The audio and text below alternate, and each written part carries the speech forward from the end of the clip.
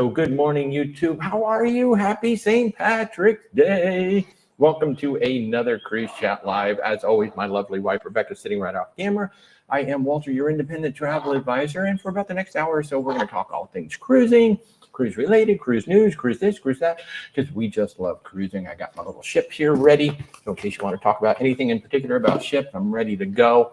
Of course, we're Where's Walter Travel, your independent travel advisor. And if we can help you in any way with your travel, just reach out. where'swaltertravel.com. Our services are 100% free. Good morning, Sue. Good morning, John. Good morning, Becky. Good morning, Joe. Sorta, kinda. Happy birthday again. Yes, I know. It was my birthday yesterday. Thank you so much for the wishes. I was almost an Irish Italian. See, if Mom had waited one more day, I would have been an Irish Italian. So good morning, Benny. How are you? Rocky Dog, how do you go about having a queen bed broken down into two beds? That's a great question. And it's actually super easy. You just have to request it. Now, there are some cases like on Virgin Voyages where a suite bed is a bed and it's a queen bed or a king bed, whatever it is, it can't be split. But on most cruise ships and most cabins, you just simply request to have the bed split into two twins. So, actually, Disney is one of the ones that I don't think any of their ships anymore can split the bed. So there you go. Disney doesn't want you to sleep separate. They want you to sleep together. But they do usually have lots of other additional beds. Yeah. Good morning, Betty. Hey, and thank you for that information, Betty. I'll be back with you later on today. Good morning, Tara. How are you? Silver Librarian, happy St. Patrick's Day. Yes. I would just like to remind people, even though you can make the request to have twin beds before you get on the cruise, sometimes turnaround day gets a little chaotic and they may forget. So it's no big deal. All you have to do is ask the room steward and they will split the beds if it's possible. Yeah, you may show up and the bed might be one and you're like, hey, but I wanted it to be two. Just go off and enjoy the ship, tell your room steward, and they'll split it into two by the time you come back. Yeah. And also another thing to understand too is that there are some rooms, especially that do 3s and 4s, where if the third or fourth bed drops down over top of the main bed, you can't put the bed together. So it has to be split so that person can step down from that upper bed. So keep that in mind. You know, like sometimes you're bringing a kid or sometimes you're bringing a friend and it's like, oh yeah, they're going to be in the third one. Well, if there's no sofa, it might be the bed that drops down right above you. So then that main bed can't come together. It's got to be split the whole time. So see, we got Mary, we got Rick, we got Mindy. Hey, if you all missed it on Thursday, Mindy and I had a great conversation about all things snorkel and scuba. So if you're interested in snorkel and scuba, head on over to our YouTube channel and go check out the replay from last Thursday night's show. But not right now. Absolutely amazing. Yeah, don't do it now. Watch this show and then go over and check it out. We love you, Mindy. And Mindy, you see, I kept my promise, so we'll just wait. Okay. So Mindy has already noticed that I have a little friend over my shoulder. Yes, that was a birthday present from Mindy. So thank you, Mindy. I promised you I would have it in the show. And there she is, Rainbow Dash, my favorite pony. So yes, thank you so much, Mindy, for that. You really know me. Is it a sad thing that Walter has a favorite pony and I do not?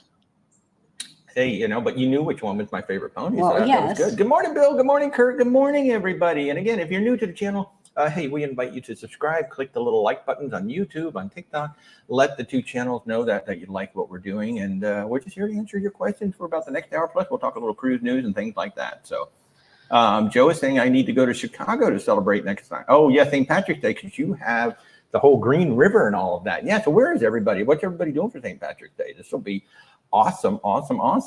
Let's see, Silver Librarian. You hadn't heard that there are queen beds that don't split. Yeah. So occasionally, it's rare. It is rare, but there are times like I said, on Virgin Voyages, all the suites, those are actual beds. Like Rebecca said, on Disney, there are some. I know they're older. Others around too. Their original ships used to have beds that split, but I think in their refurbs they may have gone and put the non-dividable beds, but I'm not entirely certain on the older ships. That, if you want to know. So thank you, Kathy, for the birthday wishes. I appreciate that. Good morning, Barbara. How are you? Good morning, Dub. Good morning, Chris. How's everybody doing out there? Hope you all are having an amazing day. So if you guys have any questions at all about things cruising, just go ahead and reach out. We'll do our best to answer it. And I'll start off the show by reminding you that if you want to come cruise with us, you can do that. Let's see, Nate, will Celebrity Equinox match my status from Royal and how do I do it? There is a reciprocal status it's not really a status match. They it's like a reciprocal thing, but it's not a 1-for-1, right? No, well, you can go on to either Celebrity or Royal's website and look at their information about their loyalty programs. And you do have to get to a certain level on one or the other. Well, okay, Royal. So for in your case, you have to get a certain level on Royal before they will do celebrity matching. There's absolutely nothing you have to do. It will happen automatically if you are eligible for it. But you can go and read all the fine print, and there's one particular part where it tells you what status on Royal matches with what status on Celebrity. And it's on both websites, you know, one way versus the other one. So. And for those of you who didn't realize, Royal Caribbean owns Celebrity. So they own Celebrity, they own Silver Sea. And so but they don't do any matching with Silver Sea. No, but that is one of the deals where they do that is one of the deals where they will do a reciprocal matching sort of thing. It's not a 1-for-1. It's not exactly the same thing. And like I said, you have to get to a certain level before that will start, and they cap it off. You cannot get to the very, very, very top levels on the other line by having status you still need to cruise a whole bunch of times on that line to get to the top. But you can get pretty high up. So. Hey, Janet, how are you? Thanks for joining. Benny is saying it's 216 days until the Sun Princess. So people, you still have time to come cruise with us on the Sun Princess. We're going to be sailing October 19th through the 26th. Benny's going to be there. I'm going to be there. The woman of mystery, Rebecca, is going to. See, this is the whole reason why everybody's coming on the cruise. We're not really coming to see the ship. We all say we're going to see the ship, but everybody's coming to see Rebecca. I don't think so. But yeah, so Sun Princess, October 19th through the 26th. Princess is doing something interesting. They've been opening up cabin categories that were closed earlier. For instance, the solo interior has suddenly opened up. There's only 4 on the ship, but there were 3 available earlier this week. They weren't available earlier this year. We also saw some cove balcony categories suddenly open up that weren't open earlier. So Princess is doing something interesting with the Sun Princess, to say the least. So if you'd like to come join us, it is October 19th through the 26th. We're going to be sailing out of Fort Lauderdale. Although you did notice that the solo insiders aren't really that much of a savings versus a regular. But if you want to come sail with us, October 19th through the 26th, we're sailing out of Fort Lauderdale.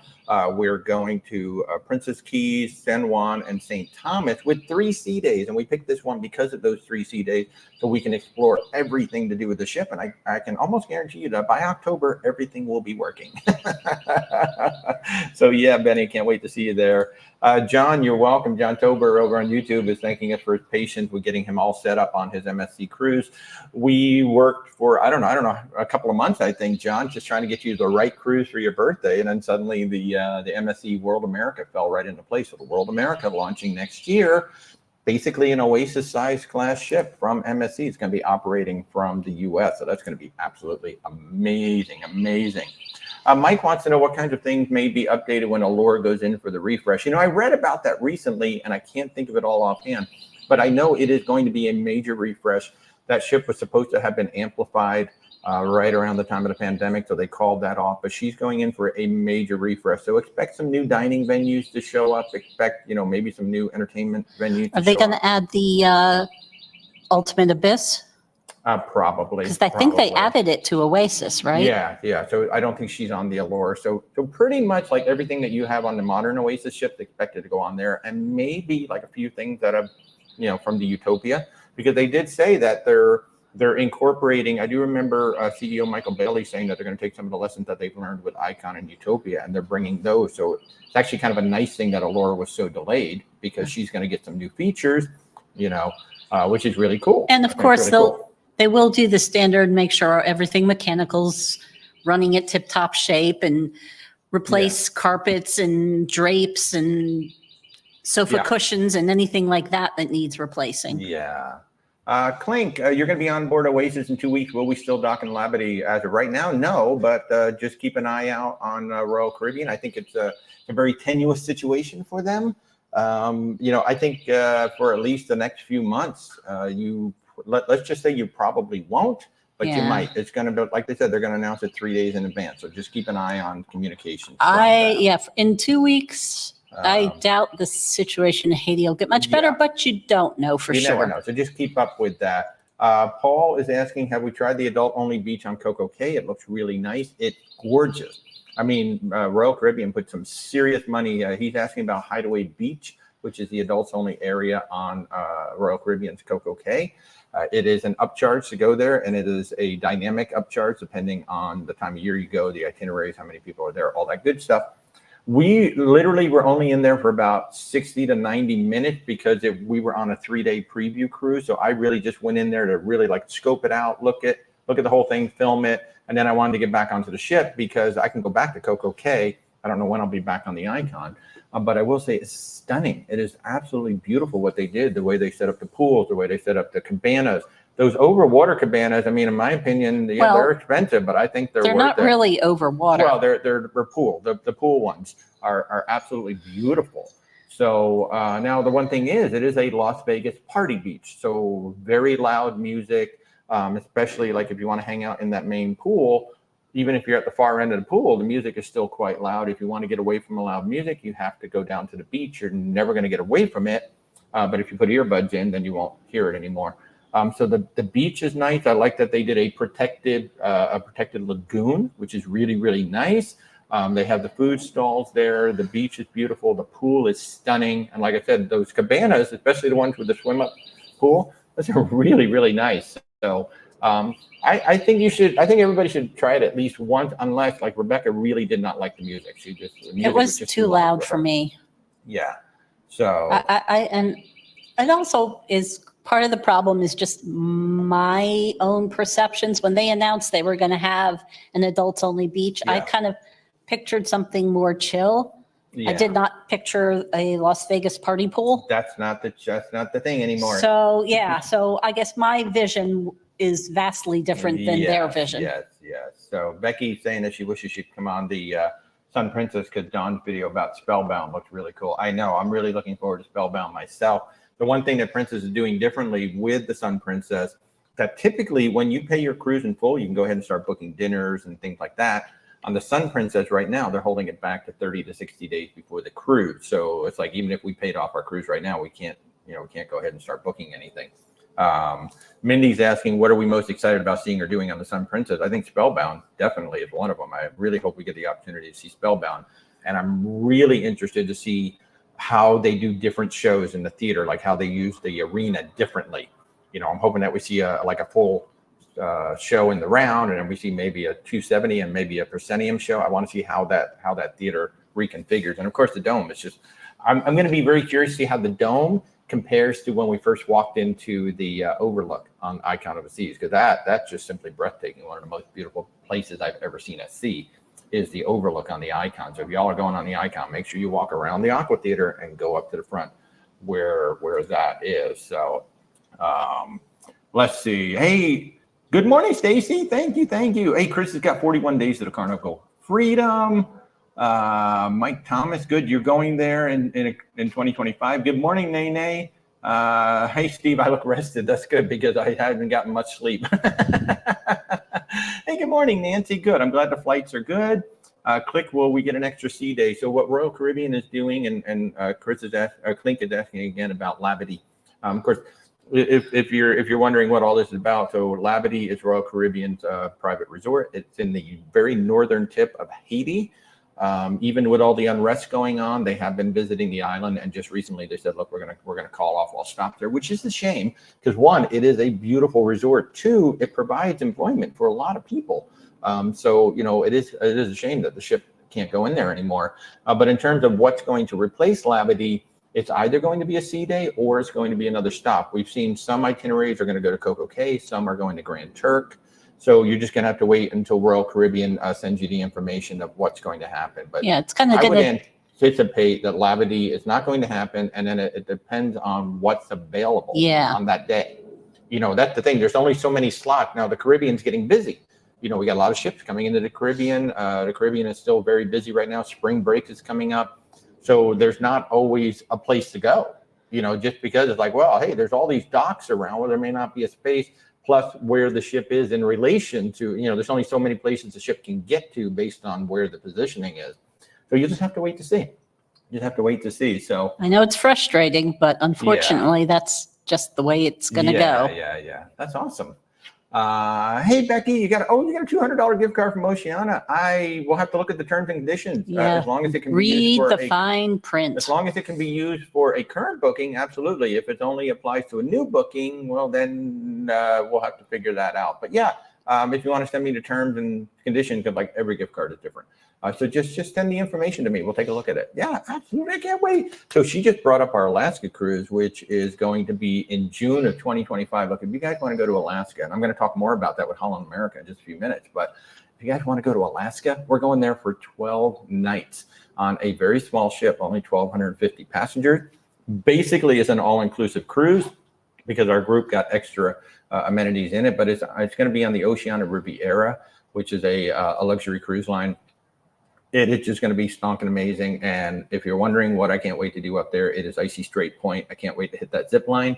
World's tallest, fastest, longest zip line in Icy Strait Point. I cannot wait to do that. I'm going to be scared, just crapless, let's say. But I can't wait to do it. But if you'd like to join us, it is June 26th through July 8th, 2025. So we'll be celebrating the 4th of July in Alaska. How cool will that be?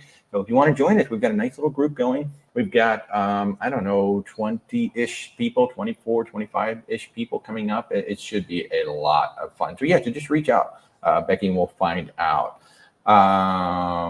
Somebody's asking, what country should I decide to go on my first solo trip? Well, that is 100% up to you. I can't answer that. I absolutely can't answer that. It all depends on what you're looking to do, what kind of things you want to do, where you want to go. So yeah, what your budget is. Absolutely no answer to that. It's just whatever's the best for you. And that's what we do. I'm sorry, Rebecca, what did you say? I said what your budget is too. And what your budget is too. Like where are you starting from? Where do you want to go? So yeah. What country is the best one to visit first? I really don't know. It could be anywhere. It's just like asking me, well, what cruise ship is the best one to go on first? I don't have an answer for that either until we talk. That's something that really varies from person to person. Even the same person can have two different needs for two different trips. Exactly. So Rick says 41 and a wake up until his cruise on the Beyond. His ACB, I think you mean ABC. Well, you got the letters backwards. It maybe in his case it is ACB. Oh my God, Eric is up early. Good morning, Eric. How are you so awake? I was going to say maybe in his case it is ACB. ACB, yeah. Rebecca doesn't like an ABC itinerary that doesn't go Aruba, Bonaire, Curacao. She wants it to go ABC. I know. It's not like I'd turn it down if somebody gave me one, but it does kind of vex me. Yeah, and John's asking if we can do a Spellbound group reservation for all of us. I have been asking about that actually, and so far we're not getting it. I think because so many things are just like being figured out on that ship, I haven't gotten a straight answer on that yet. But I'm working on that. I'm trying to get us a group to go on the go to Spellbound together. Marie, 55 days until Alaska. Oh my God, have fun. Make sure that your phone or your camera is like basically empty before you get up there. I took 3,300 photographs when we went to Alaska. I don't know how many I'm going to take this time because we were there for 14 days last time. We're going to be there for 12 this time. Oh my God. Any thoughts on Scandinavian cruises? Best time to go? Isn't that what we were just researching? Well, Norway. Specifically. The season really for that part of the world is kind of June through maybe beginning of September. Mm-hmm. So that's really when the majority of your cruises are going to go just because of weather. And you'll probably find cruises that will focus on Norway. Some will do Norway and Iceland, but there are some that do a bunch of different Scandinavian countries. I mean, it's beautiful there. I've been to both Denmark and Sweden, and they're both lovely places to visit. And one of our favorite partners to work with is a company called Hurtigruten. They are a Norwegian-based company, and I just popped it up on YouTube for those who are watching us over there. They have a Follow the Northern Lights tour, which is just stonking amazing. I think they've got 14 sailings on this one, but it is sailing between December of 25 and December 24, December this year, and March of 2025. It's 17 days. It's like a land-sea adventure up in Alaska, except you're over in Norway and I believe Iceland. But it's a fully escorted small group. You go to the Igloo Hotel, you do dog sledding, you go to the Sami Museum, you go to Stanton Village, and you get the Northern Lights cruise, and you are guaranteed to see the Northern Lights or you're going to get another cruise. So if you're interested in like that whole Northern Lights thing, then you go up in the winter. But like Rebecca said, what did you say, June to September? It's like June to September is when the majority of cruises Yeah. are going to be up there, Yeah. like beginning of September. Hey, Elijah, good morning. Good morning. Steve, you got 19 days to go. You do. So Steve and a whole bunch of really cool people, a lot of really cool clients of mine, because all of my clients are super cool. They are going to experience the solar eclipse on a ship. So the ship is going to be off the west coast of the United States, and there's going to be a couple of princess ships that are going to park themselves in the totality zone, and that is going to be absolutely amazing. Steve, I would be lying if I said I wasn't jealous. That is going to be an amazing once in a lifetime. So, Becky, you're going to come do the zip line with me? Yes. See, Becky's going to come do it. Okay. Becca's not doing it, not even a chance. And not because of the zip line itself. Yeah. It's because there's a fairly significant uphill-ish walk from the tram that gets you to the top of top-ish of the hill to where the zip line is. It's more the walk and my bad knees. Yeah, and Bill says it's 35 days to your transatlantic on Scarlet. The Scarlet Lady is headed back to Europe. She's going to do a Mediterranean season. Then she's going to take a month and get herself all refreshed up. Cruise ships go in about every 5 years to do a refurbishment, and she is due for her dry dock, so she's going in. So actually, Bill's going on that. I've got a couple of other clients going on that. That's going to be an amazing ride across. Gary Bembridge is #2 fan. Sailing on Reflection in September, back-to-back, going to Coco Cay twice, Utopia and Allure import with you. So you're going to be on a Reflection. You're going to have an Oasis class ship in there. How crowded will it feel? It is designed to hold, the last time I saw was 13,500 people, and that was before Hideaway Beach opened. So now with Hideaway Beach open, I think it shouldn't be too bad. Now, here's the one thing about Coco Cay too. Like if you're an early person, you're going to get out there. You're going to find plenty of places to go. So I think, it will certainly be more crowded. I mean, we were there on the Oasis of the Seas with 4,000, or excuse me, Icon, and it was only us, so it wasn't too bad. I think when we went on Symphony, we were also the only ship in. So Reflection holds what, 44,000-ish, 4,200 plus that. It shouldn't be too bad. I mean, obviously, if you want to get to the water parks and things like that, well, those are capacity controlled, so yeah, they will. Hideaway Beach is capacity controlled. Coco Beach Club is capacity controlled, and the water park capacity controlled. So those three things will not get beyond a certain point. The rest of the island should not be too bad. I mean, where it might really feel crowded is, say, like, the barbecues, like lining up to get food at the barbecues and things like that. That might be a little bit long. It might be worth it at least one time to go to Hideaway Beach. If you're all adults, it might be worth it just to go to Hideaway Beach one time, because I believe the food and everything's included in that price, and that might. Well, the alcohol's included if you have a drink package. Yeah. So it's the same. Your drink package works on the island, but otherwise you would have to pay for alcohol. Yeah. I missed a question from Nurse Tara. She asked what I say Hideaway Beach is comparable to the Puerto Plata port area. No, they're completely different, just completely different. Not even really remotely close. It's the Puerto Plata port area is more like a little shopping village. Well, there is some water features and pools, I think, there too. Yeah, but I mean, this is like this picture of Las Vegas Beach.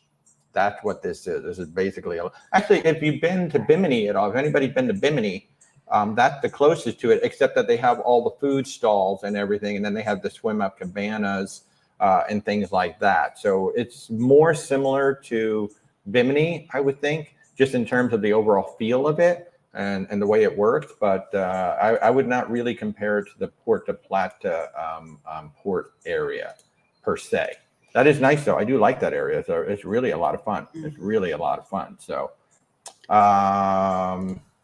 And Nurse Tara's asking how many people does it hold? I do not know what the capacity is on Hideaway Beach. Maybe somebody else has posted it, but I don't know. Steve, you're asking, you hear balconies can get warm. You like it cool. Should I get a fan? I mean, that's just because the sun's beating down on you. I mean, it depends on some balconies. I can't remember which exact balcony you have, but some balconies will have some shade over top, so you can like get back up under the shade. But when the sun is beating down on that balcony, I don't even think a fan's going to help, to be honest with you. Well, I think he's not talking about the balcony per se, more the room getting warm because of. Oh, the balcony cabins can get warm. Oh, yeah. I mean, haven't really noticed that. And keep in mind that you have you have curtains.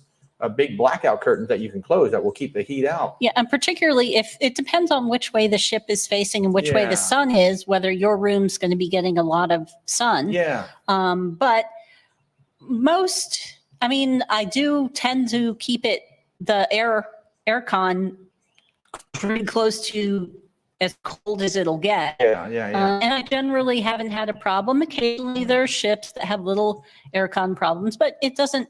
Yeah, because the doors are super thick, just because, for storm-related purposes. So the doors are super thick. So I can't recall any balcony cabin being warm. Now, infinite balcony cabins on the Celebrity Edge series and possibly the Icon series, there have been complaints about those getting warm because it is floor-to-ceiling glass, and the glass is not quite as thick as, say, a regular balcony door. So I have heard that. I haven't really heard anything about like standard balcony. But lots of people do like to bring fans just for even just the noise, the white noise. But don't bring a full-on big old box fan. Yeah, look at the rules, because there are certain cruise lines have rules, like you can only bring a fan like 10 inches or 5 inches or something like that. Yeah, whatever it is. Yeah. But and frankly, I wouldn't want to just travel with a big old box fan. Yeah. So like a USB powered fan is probably more acceptable than one that plugs in. Nate's asking if we frequent the Disney parks or cruises. The answer is yes. Parks more than cruises. Yeah, certainly. But I will say, I think the Disney cruise is a better overall experience than the Disney parks. The Disney parks are a lot of work. You've got 4 big, massive theme parks. I mean, they're great. They're fun. I love them. They're a hell of a lot of fun. But they're a lot of work, right? You get the Genie Plus. You got to get in lines. You got to do this. You got to do that. And it's a long day, right? And your character interaction is wait in line, take a picture, move on, right? Whereas on a cruise ship, the characters are there all week, or however long your cruise happens to be. So you will certainly see the characters at night.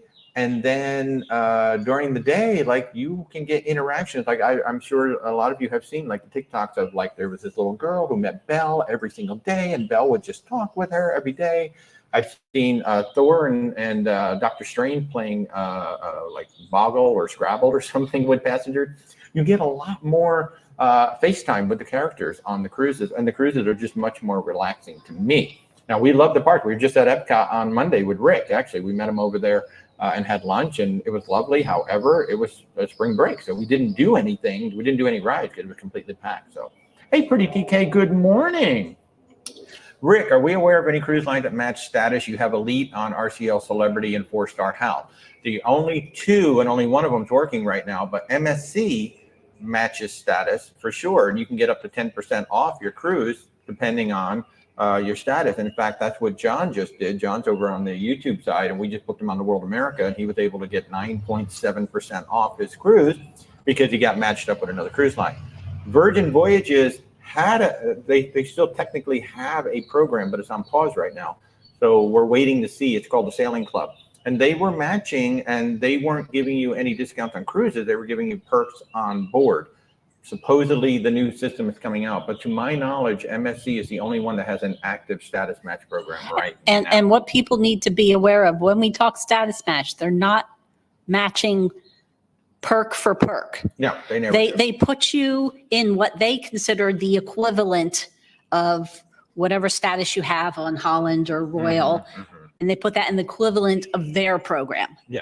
But they're the ones who decide what's equal. Right. So Jen's asking, can you apply gift cards to your room key card to use on board?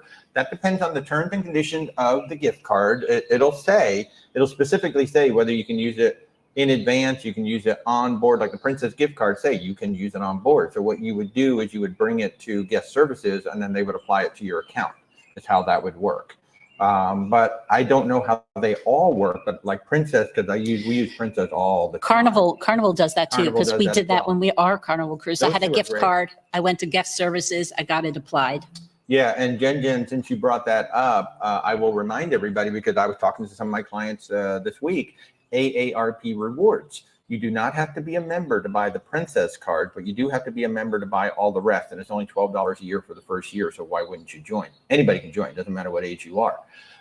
With Princess, you get 8% off the gift cards. And with many of the others, Carnival, Celebrity, you get 10% off the gift cards. So you buy a $500 gift card for $460 or $450. You send those to me, I apply them to your cruise. And like with Princess, you can pay for the entire cruise. With Royal Caribbean and Celebrity now, they've changed the rules. You can pay for the entire cruise. So in effect, you get 8%, 10% off the cruise. Why wouldn't you do that? So yeah. And if you have more questions about that, hey, just reach out and I'll remind everybody, we are Where's Walter Travel, your independent travel advisor. Cruises, luxury, land, expedition, we do it all. And one of the things that I love is that sometimes we figure out that a cruise isn't necessarily the right thing for you when you come to us, you know, like with all your specifications, we end up setting you on a land tour instead, which is awesome. But if you're watching us on TikTok, you just click my logo. There's links on how to get in touch with us. And of course, if you're watching on YouTube, there are links in the description. And of course, you can always reach out at where'swaltertravel.com. Our services are 100% free to you. Okay, here we go. Pretty TK wants to know what's the name of the travel protection company that you use. It is Allianz Travel. That's the one that we recommend to sell. And actually, we have it ourselves. That's the one that we use for ourselves. So yeah, definitely. Oh, so here, John. So John, about the status match. John said that MSC gave him silver for being classic with Celebrity. So the initial discount to MSC that they also gave was really helpful. So like I said, they gave him 9.7% off. So he was the classic level with Celebrity. They gave him silver on MSC, and that was good for 9.7% off his cruise, which, hey, 9.7%, not 10%. No, 9.7% off. It was really funny. And Nurse Tara said she has saved a bunch of money using the AARP gift card because she's been paying off an entire Celebrity cruise. 10% off the cruise just by buying them all from AARP. It was really fabulous. And Becky's saying CJ won't do the zip line either. Michael, you're going on the Quantum in September for a 7-day trip to Alaska. Oh, God, I can't wait to get back to Alaska. That is so awesome. Any tips? I got 3. Depending on if you're going to these places, 3 tours that we always recommend, and we have no connection with these guys. We just love them. If you're going to Juneau, Harb and Marv, so Harb, MARV, Harb and Marv, whale watching in Juneau. We did them years ago, and we've been sending all of our clients to them. All of our clients have been coming back saying, oh my God, they are amazing. A great locally family-owned whale watching. If you go to Ketchikan, there's one particular float plane pilot. If you want to go take a float plane tour, maybe land in a lake, do a lunch and all that. I think it's called Island Air Wings. Her name is Pilot Michelle. You can Google Pilot Michelle Ketchikan. She will come up. She is famous, 1, for an incredible safety record, but 2, because she will not fly if she doesn't think you're going to get your money's worth, which is fabulous. You'll see planes, like we saw planes taking off into these really low clouds, and she called us and called it off and said, look, I can take you up, but you're not going to see anything. So she didn't charge us for it, which was great. And then if you're going to Skagway, there's a helicopter tour company called Temsco. That's Tesmco. No, Temsco. Temsco. And they do helicopter tours to a dog sled camp. They do helicopter tours to a glacier. Now, the thing about the dog sled camp is that it is up in the mountains, so you're going to be in the snow. But sometimes the clouds are low, and so it's dangerous for the helicopters to fly up there, so they'll call that one off. That one is called off quite a bit, so be aware of that if you book it. But they will offer you either to give you a refund, or for slightly less, you can then fly off to a glacier, which is what we ended up doing. We booked the dog sled, and the clouds were too low, so we flew to a glacier instead and did the whole glacier tour. Oh my God, that was amazing. That was really, really cool. So those are my 3, Harv and Marv in Juneau, Pilot Michelle, Island Air Wings up in Ketchikan, and then in Skagway, Temsco helicopters. They're really, really, really good. And Danny is correct. Layers, pack in layers. Yeah. Pack layers, yeah. Because in the morning it could literally be like in the 40s and 50s, and by afternoon it could be like in the 70s. So and a backpack, like a light backpack, would be good, so that you can undo layers. And they do have these chemical packs that I did use. I only used it one day. We were up there for 14 days. We did 7 days land, 7 days sea. I only used them one day, but I was really glad I had them. I had the chemical packs that went into my boots and some chemical packs that went into my gloves. For that one day I needed it, and I was really glad I had it. So I thought you used it on the rafting thing and on the glacier. I guess I did do it twice. Yeah, I guess I did do it twice. Celeste has 8 days until the Venezia. Good morning, Celeste. Thanks so much for joining in. Good morning, Jen. How are you? Eric is asking if AARP has NCL gift cards. Wouldn't you know it, Eric? That's the one cruise line they don't have. You're gonna have to start going on other cruise lines. That's all. Yeah, they do not have NCL. I don't know if they ever will. But the ones that I can think of offhand, you've got Carnival, Princess, Holland America, Royal Caribbean, Celebrity. Carnival? Did you get Carnival? I may have said Carnival. I can't remember. But those are the ones that I can think of. So good morning, Scott. Good morning. Oh, and Nurse Tara actually saying as of right now, because she's looked, Carnival, Princess, Holland, Celebrity, and Royal Caribbean. Thank you, Tara. Appreciate it. I knew it was 5 of them. Brings up an interesting question. How much do the refurbs cost on average? There is no average price because every ship is different. So, you might be talking, 50 million for one ship and 250 million for another ship. So there is no average. So like when you send in an Allure of the Seas, that is an Oasis class ship, the biggest ship out there. She's probably going to be pushing 200 million, probably. Danny says September can be warm now. Yep, you are absolutely right. I love this. If you go to Skagway, get some deep fried bread from Klondike Doughboy. Steph did Stephanie? that. Mm-hmm. Yeah, so go to the Sean and Steph channel and watch Stephanie's tours of Alaska. She went to town on that fried bread. Let me tell you, that was amazing. One more little tip. If you happen to have a camera like I do, I have a couple of cameras with detachable lenses. There is a lens rental site called lensrentals.com where you can rent those $5,000, $10,000 like really long zoom lenses. You can rent them for like $250 for a week maybe. And then, you can get those shots because like when we saw grizzly bears, thankfully they were nowhere near us. And I tried to take pictures, but my zoom lens wasn't enough. So if you happen to have a camera with detachable lenses, lensrentals.com, go check them out. You can get some of those like massive like sports sky lenses that you can zoom right in on the thing.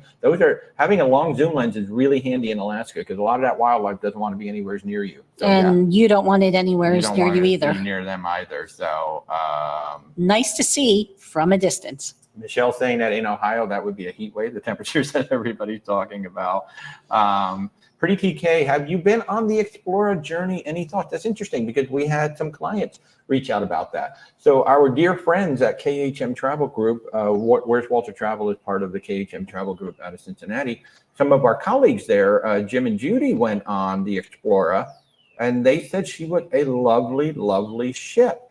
That's really all I know about. She's kind of a big ship. She is MSC Cruise Lines, and we've seen her. Her sister. She's a pretty ship. One or the other. She is a pretty ship. I don't know a whole lot about it because I haven't had a lot of clients ask about it. Most of we're booking Oceania, we're booking Viking, we're booking Regent Seven Seas. It is fairly new.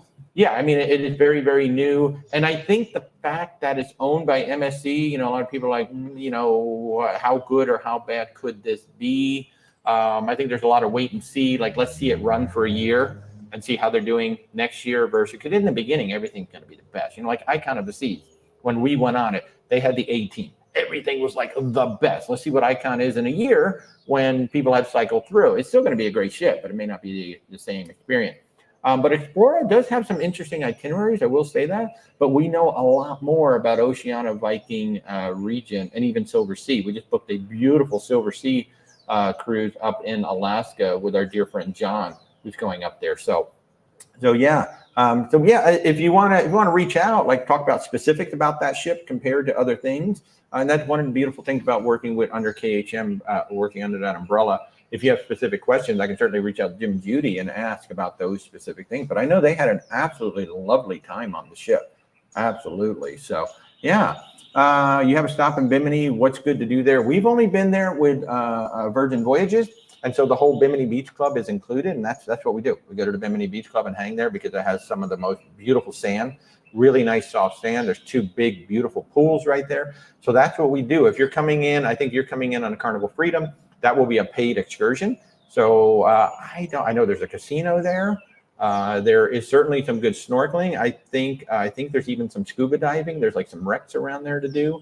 So if anybody else has been to Bimini besides the Bimini Beach Club. And I know a lot of people rent golf carts, but I hear very mixed reviews on the people who do the rentals. Be careful about renting a golf cart. Like we've heard stories of them breaking down. We've heard stories of the guys coming and taking them away while you're like doing something and re-renting them a second time. So yeah, when we pull up to the Fisherman's Village, which is where they are, I personally wouldn't trust any of these guys. I'm just being very honest. I would not rent a golf cart from these guys. I know a lot of folks have had good experiences with them, but personally, I just like going to the beach club. So, Christy, you would take a personal fan anyway due to the white noise and to have a fan blow. Yeah, there's a lot of people like to have that fan blowing in there, for sure. Let's see. Good morning. Good morning. What is our favorite Disney park? Yours has to be Epcot or Animal Kingdom. My absolute favorite just to go visit is Animal Kingdom. It's probably the most beautiful theme park ever built. It is just simply gorgeous. There's a lot of shade, which is really nice. But just walking, I mean, it doesn't feel like a theme park at all because it is just so naturally beautiful. And then second to that would be Epcot. Epcot, I mean, Hollywood Studios is just a really cool looking place. I love going around Hollywood Studios. Hollywood Studios has our favorite show, which is the Frozen sing-along. And the reason for that is because the narrators actually are allowed to ad lib. So the show is always a little bit different every single time. So, but Animal Kingdom, in terms of just walking around and seeing it, it's great.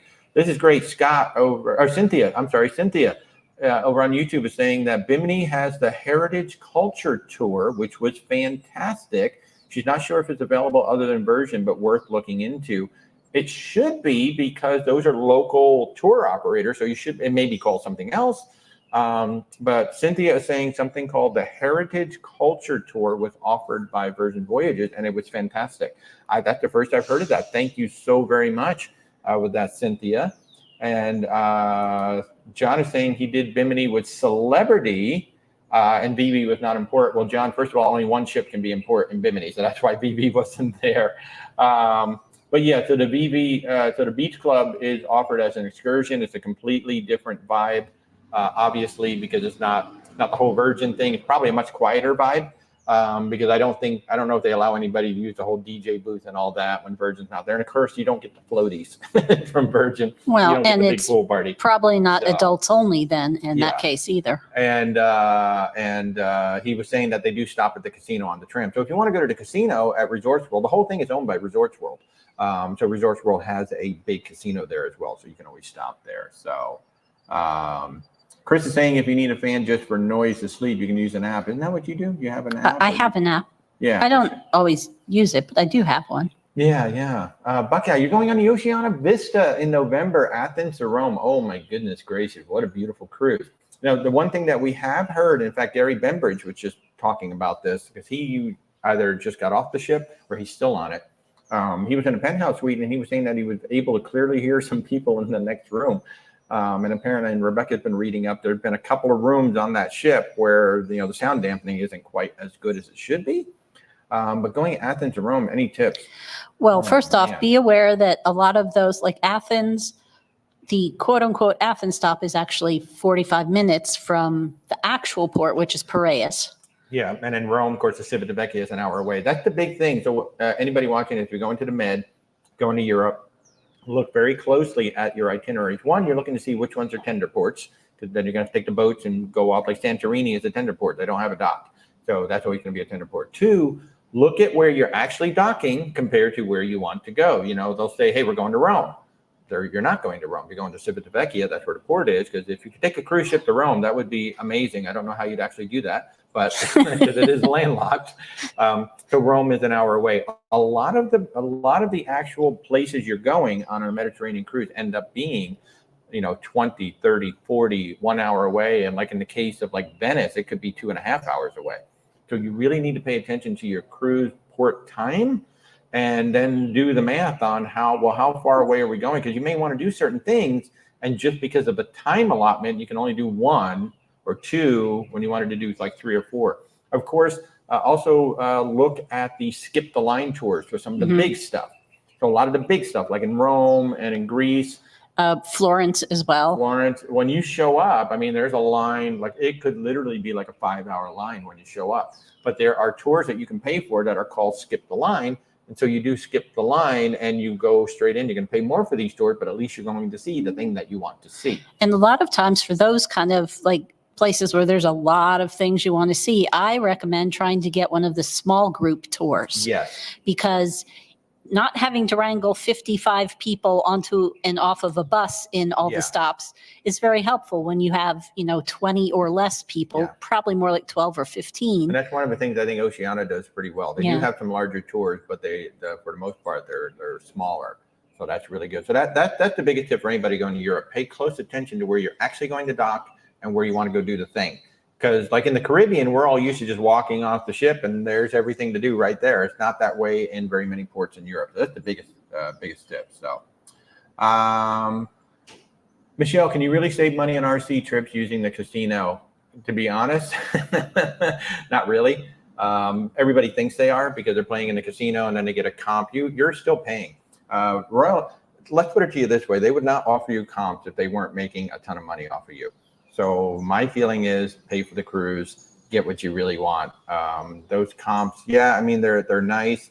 The only thing I don't like about the casino departments is that they can be very aggressive. And sometimes even when we have a cruise booked with a client, like months later, they will go after that client and then swap it out. And all that does is take income away from us. So you can, in theory, everybody thinks they're saving all this money by doing casino comp, but you're still paying the cruise line. Like I've heard people say, well, my budget is $5,000. My budget is $6,000. For gambling. For gambling. And it's like, okay, so you just paid for the cruise. You didn't get the cruise for free. Everybody's like, oh, I'm getting all these free cruises. You're not getting a free cruise. You're still paying for it. You're just paying for it a different way. So I think at the end of the day, you're not saving any money at all when you go back and actually do the math of how much money you're spending. So good morning, Jen. And a lot of times those casino offers, the free cabins are interiors. Well, not all the time. Depends on how high you are. I know, but it's often. But yeah, like I had a client who had a suite, a beautiful suite on Princess maybe, and they were offered a free interior, so they got 2 interiors instead of the suite. So it worked for them, and they're really happy, and now they got that. But yeah, so you always have to keep. You just have to keep an eye on what you're getting, but you're never getting anything for free. Cruise lines do not give anything away. They do not. They make you feel like you're getting something for free, but cruise lines do not give anything away. So good morning, Kathy. Let's see. J. Mark, what's our opinion on the travel insurance that Royal Caribbean provides? So for every cruise line except Viking has really good cruise and travel insurance. Well, and if you upgrade to the Princess, they have 2 different levels. Their second level is, which is not bad. Yeah, that's pretty decent. So most of the cruise, and this is a hugely general statement, so we have to go in and look at the details of everybody. But as a huge, wide, general statement, most cruise line insurance is good if you have to cancel. That's what it's designed for. I have my cruise booked. Now I have to cancel, and you should have to cancel for a specific reason, not cancel for anything unless it specifically says so. Those insurance policies are good to get your money back if you have to cancel. If you actually get hurt or damaged on the cruise, or maybe you need to be evacuated back, or something happens on the cruise, and now you or even if back. Say a family member passes away and you need to get back home. Just anything, like it might not even be you, it might be somebody in your party. In fact, we just had that happen with a client who they all got COVID literally 2 days before the cruise. So if something actually happened on the trip, that's where independent insurance typically is better. For example, and sometimes, and most of the time, it's actually less, or maybe it's the same price, but it's less. But for the most part, when we price out the Allianz Global Insurance, we're pricing out $50,000 in medical coverage and up to $500,000 in medical evacuation. That is good, and that's per person. With the cruise lines, it could be 0 on medical on some of these, and maybe up to $25,000 on medical. I'd have to go back and look at the platinum plan on Princess, because that's not bad, but it's also, I think it's more expensive than if you get Allianz. So that's the big difference, is that especially the basic plan. Like I think on Holland America, like their base plan may not even have any medical whatsoever. It may only be targeted towards cancel. Then you have to upgrade. And the evacuation can often be quite low. Yeah. So, and just to give you an example, there was a story, I think last year now, with a woman on Carnival had to be disembarked in Jamaica, and to get her back to the United States was going to be $40,000. Because remember, you're not flying back commercial, you're flying back on an air ambulance in a case like that. So it's $40,000 to get back from Jamaica. So the coverage that we're recommending is a minimum $250,000 and $500,000 back. So that is the big difference. And it's not just Royal Caribbean. It's almost every cruise line. It's that medical coverage that is weak if something happens to you. If you don't care about that, well then, pretty much any travel insurance is going to be there. Now we have cruised, we're coming up on 20 years of cruising, and we have never taken a cruise without travel insurance. We always have travel insurance, just in case. You know, that thing you buy that you don't want to use. But just and I am accident prone, so. Yeah. Chuck, your first cruise to Alaska is in October. Oh my God, your first cruise. Holy cow. What is an absolute must see or do? This is interesting. Somebody said that they snorkeled in Ketchikan. I've never heard people talking about snorkeling in Ketchikan. That's really cool. That's really cool. Now here's the thing, Chuck, you're cruising in October, so a lot of things may be shut down by that point.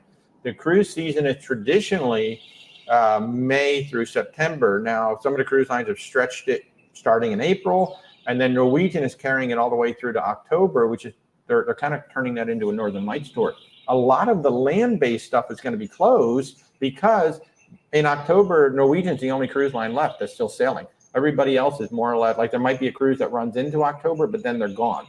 So that's the big thing to understand. Anybody who's taken Norwegian in October, you will have limited things to do on land, especially outside of the Norwegian shore excursion. There may be, like I talked earlier about Harv and Marv and Temsco helicopters. I don't know if they'll still be running in October because once you get up to that point, I mean, they might be, depending. And even a lot of the stores and things will close down. A lot of the stores start shutting down because it's not worth it for them to stay open for just one ship coming in every so often. They need, multiple ships coming in all the time. So that's the first big thing. Now, if they're running Harv and Marv in Juneau is amazing. If they're running Captain or Pilot Michelle up in Ketchikan with the float plane, amazing. And of course, Temsco helicopters in Skagway, amazing. If they're still running, those would be the three that I would recommend. Yeah, but that snorkeling sounds pretty cool. That sounds pretty doggone cool. Pam and Jim, you have traveled to the Caribbean many times, never a cruise. What should be your first cruise? I don't know the answer to that. And the reason is there are, I don't know, probably well over 100 ships and so many itineraries going down there. So Pam and Jim, it depends on what are you looking for on the ship? Is food important? What kind of activities would you like to have on the ship? And then which ports would you like to go visit? Like if you've gone to the Caribbean many times, what is the cruise going to offer you that the just going to the Caribbean didn't? Like what's that different kind of experience that you're looking for? Probably the ship. Like the ship might be more of a destination for you. And so if that's the case, then we really got to make sure that we get you on the right ship. So as I've said many times on here, there is no, I can't answer that question without talking to you and figuring out, well, what are you looking for? Like even if you put a couple more responses in here, the way that we work at Where's Walter Travel is we typically have a 15 to 30 minute intake call. And I ask you a lot of questions and I try to find out, like, what are you looking for in your vacation? What would you like to see on the ship? What do you want in your cabin? What would you like to have included? Make sure you understand what you're going to pay for on the ship, what you're not going to pay for on the ship. And then where do you want to go and what kind of experiences do you want to have? Because, I can find 100 itineraries that go to, say, Cozumel, for example, but the thing that you want to do requires a longer stop. So I need to make sure that I get one that has that longer stop. So, you're there long enough to do that, just as an example. So if you'd like to reach out, again, our services are 100% free. We don't charge our clients anything for our services. I hope we never have to, but right now we don't charge our clients anything for our services. And we're full service. We're land, sea, expedition, cruises. So we can put together a whole travel package for you, or we can just do the cruise. I would encourage you to reach out. Where's WalterTravel.com. You're watching on TikTok. You can click my logo. There's a link in there to contact us. You set up an appointment. We chat, and then we go ahead and start pulling some cruises. My lovely wife, Rebecca, is sitting right off camera. She does a lot of the research. She does a great job. And that's how it works. So it really is honestly the truth. I can't pick your first cruise. I can't pick your first ship without talking to you to make sure, because the worst thing that can possibly happen to anybody is they go on the wrong ship for their first cruise and like, oh, I didn't like cruising. I didn't like it. They didn't like the itinerary. They didn't like the ship. And that's a shame because there is literally a ship out there for everybody. There really is. So, and cruising is not for everybody, but at least we can give you the best chance of enjoying cruising. So yeah. Gary Bember's #2 fan. Second cruise you're back to back on Reflection is a 3 day. Is it basically going to be a booze cruise or will it remain classy and quiet being a celebrity? Don't know. I mean, 3 day cruises, just in general, do tend to be more of a party ship. It doesn't matter the cruise line. It can be Royal, it can be Celebrity, it can be Carnival, it can be anybody. but there will be a subset of people on that cruise. I'm on the ship for 3 days. I have a drink package. I'm going to get everything I can while I'm on here. So it's a Las Vegas weekend for them. So there will be a subset of people that is their entire goal. How big that group is going to be on your Celebrity Reflection, I don't really see the Reflection as a ship that most people would think of to go party, things like that. But then again, we were on the Mariner of the Seas for a weekend cruise. I don't remember exactly when it was, but it was a big party for all three. There were events an anniversary. At like 12:31 a.m. So that was for our anniversary. One year. So September. So we went in September, and it was a big party ship. So I don't know, but 3 days, or anybody watching 3-day cruises, which are the weekend cruises, they do tend to be the most party because you do have that subset that treat it like a Las Vegas weekend. And rightfully so, right? They're like, hey, I'm on this ship for 3 days. I've got the drink package. I'm going to get everything I can out of this. And, you know, how big that subset is, well, that just depends on the sailing. So, Jen is saying that Majestic Princess was the only ship in port when she was in Alaska, and it's an interesting feeling walking around with so few people. And what's interesting that she brings up, so Princess and Holland America can dock in Ketchikan. So you can get off the ship and go walk right into Ketchikan, whereas somebody was asking about Norwegian earlier. They docked like 7 miles away or something like that. So that's the other thing to look at with like Norwegian. Princess and Holland have exclusive rights to dock in certain areas, and they have the most passes to go into Glacier Bay National Park, for example. So experiences in Alaska are not all the same. So, but Pam and Jim, if you want to reach out, I'd be more than happy, you know, just set up a time. It'd be great to chat and figure out what we can do. Pretty TK, where was that amazing lobster roll in Key West? You're writing things down. Rebecca? DJ's Clam Shack. C as in cat? D as in dog. DJ's Clam Shack. Super easy. Anybody who's going to Key West, you're going to come off the ship and you're going to go up Duval Street. Duval Street is the main drag. You kind of come off the ship, you walk maybe 5 minutes, and then you hit Duval Street and you just start walking. It's going to be on the left side of the street as you're walking. It was about a 15 minute walk. 15-minute walk. Depending on how fast you walk. More like 10, but it took about 15 minutes to get there. I walk slow. She walks slow. And it is on your left. It is literally a shack.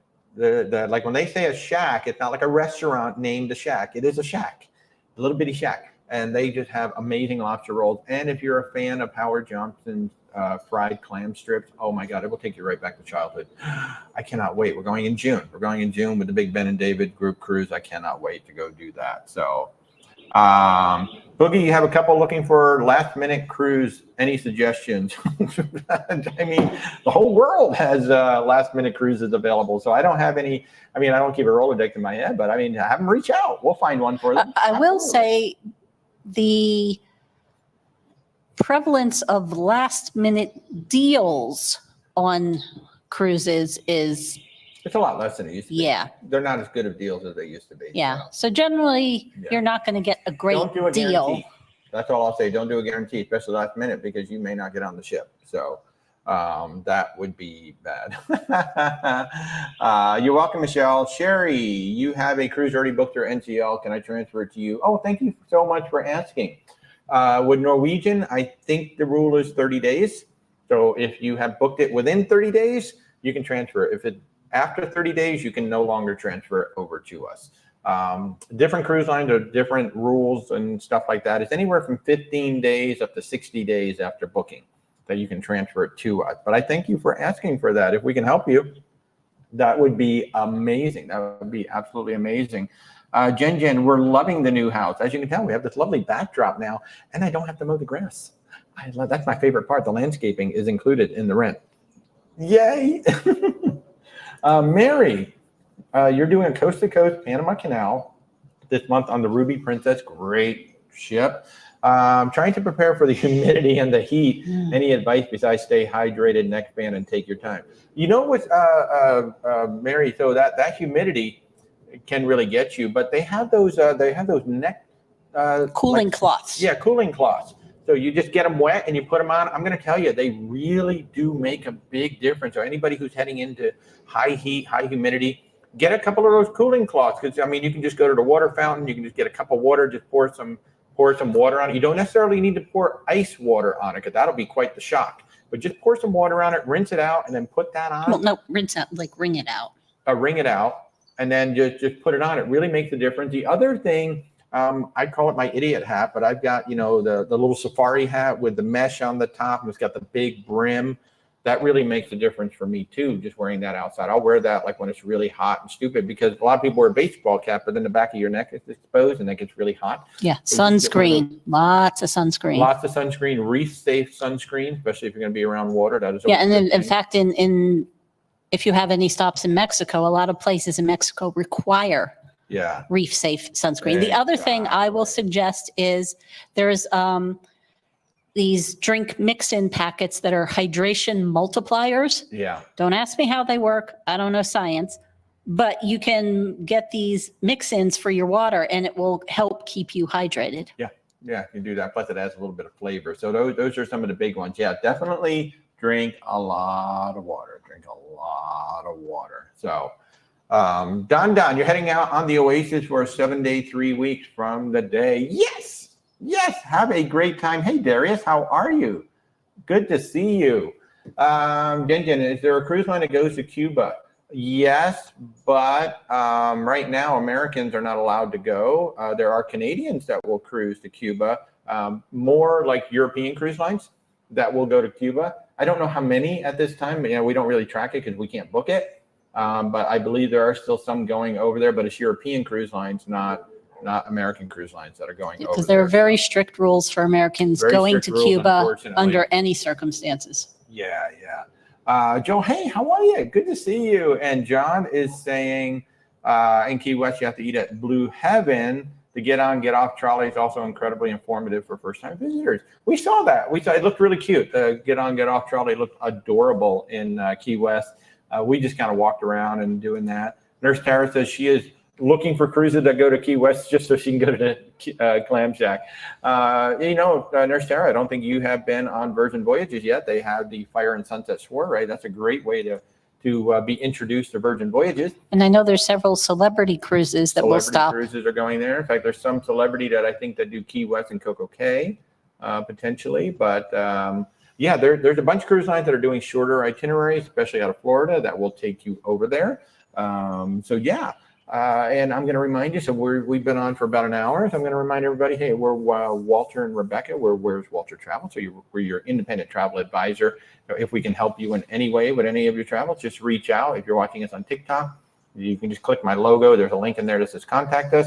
We set up a time to chat, and then we help you guys figure out where you're going to go. And if you're watching us on YouTube, there are links down in the description to reach out. Our services are 100% free to you, and we love what we do.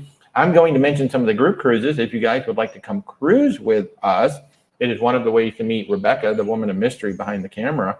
But the first one is the Sun Princess. The brand spanking new Sun Princess is sailing October 19th through the 26th out of Fort Lauderdale. Fingers crossed, everything will be working by that time. I'm sure you've seen some of the early reports, and not everything has been running on the early cruises, but this is going to be October.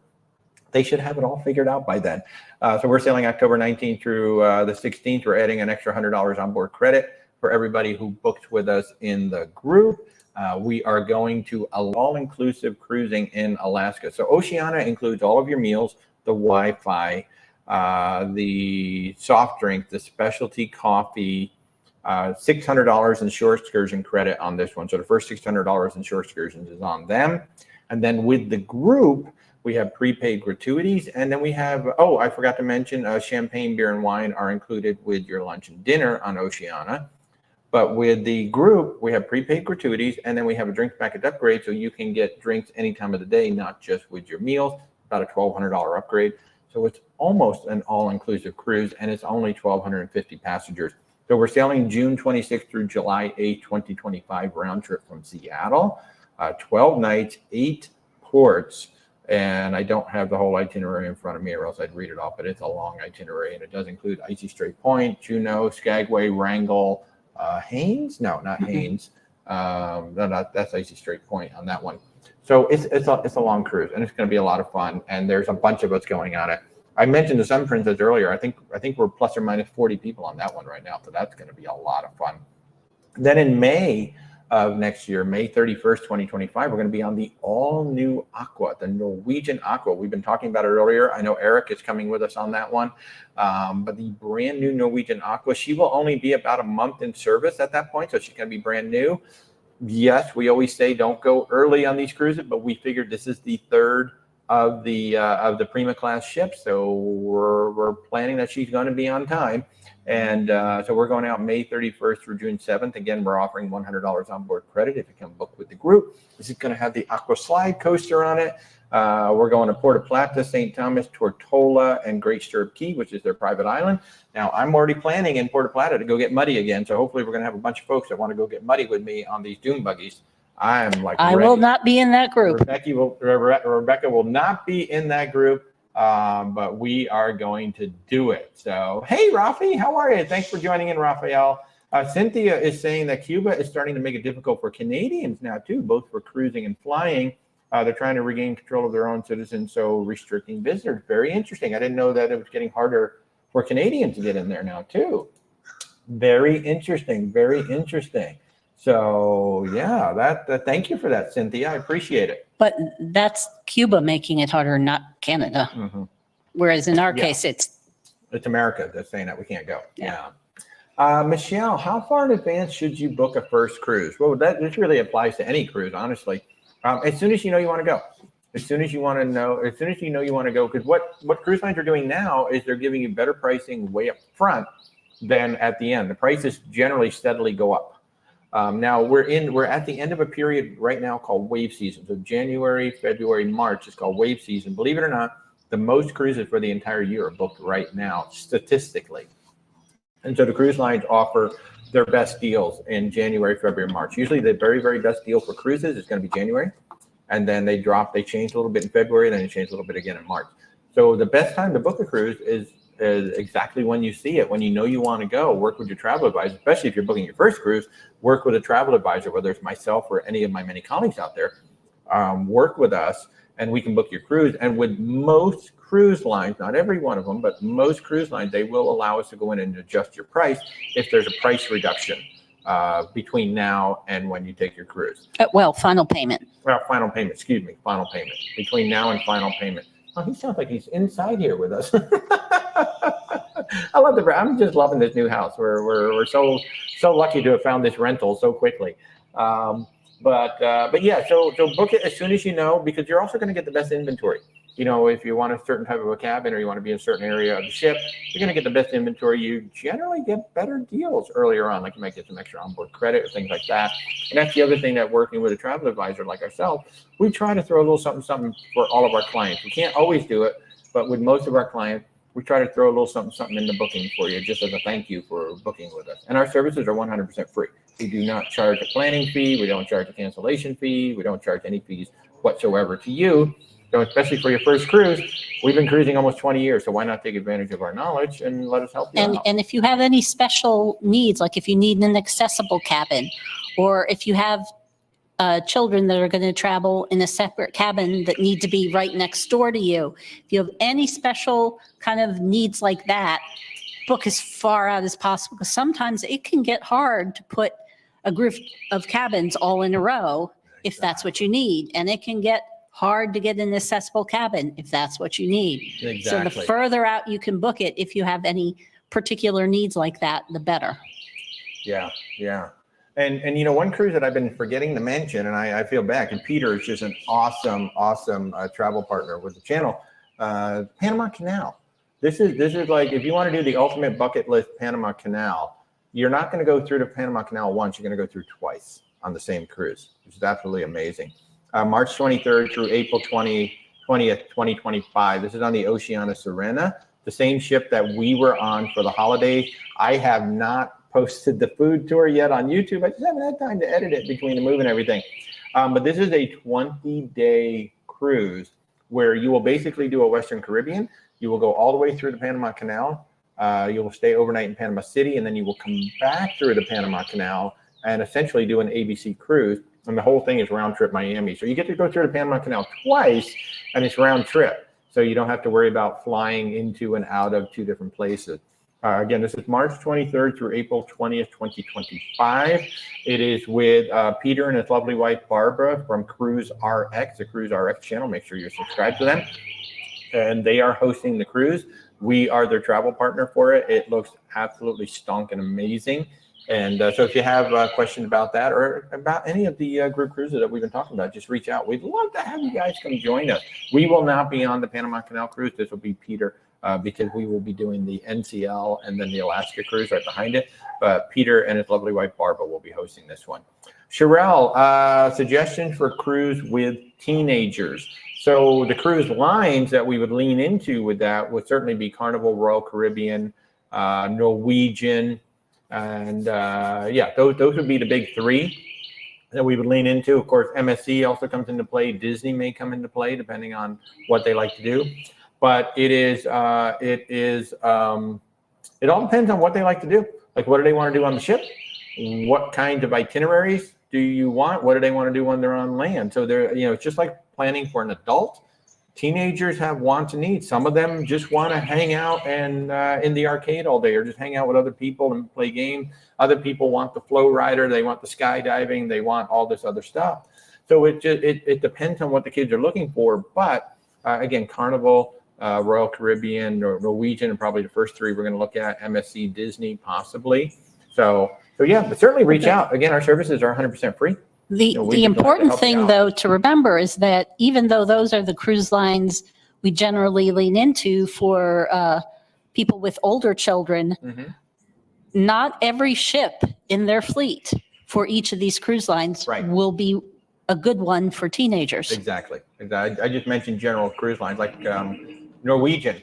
We actually had a client who took their kids on one of their ships. It was an older, smaller ship, great ship. It's the wrong ship for the kids because it didn't have any of the top deck features that. Like all it had was the rock climbing wall. Yeah, because when you go on the cruise line website, you see all these things that, like, Carnival has a roller coaster, right?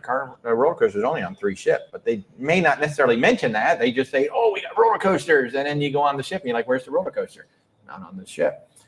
So yes, that is the big thing. Like Royal Caribbean, Norwegian, Carnival, they have amazing things on their ship, but only on select ships. So you need to make sure you get on those ships, and then you make sure that you get on an itinerary that's going to work for your time frame, your budget, and all of that. Unfortunately, for pretty much every cruise line, when the kids are out of school, the prices are higher. Yeah, that's just unfortunate truth. Yeah, they're automatically higher. So, Fenway Chris, have we ever stayed in an infinite balcony on an Edge class ship trying to convince your wife to book it, but heard bad reviews about it being too hot? So that has been the #1 complaint about the infinite balcony. For those of you who don't know what that is, it is a new class of cabin that was introduced with the Celebrity Edge class. Basically, floor-to-ceiling glass, 2 big panels of glass. And so instead of stepping outside onto a balcony, they essentially moved the balcony into the room, giving you more cabin space, which I love. And then if you want a balcony, you just simply lower that top piece of glass, and now you're open to the outside. Now, the downside to it is when you do lower the glass, the air conditioning shuts off because now you've just opened up the room to the outside, so they don't want to waste power doing all of that.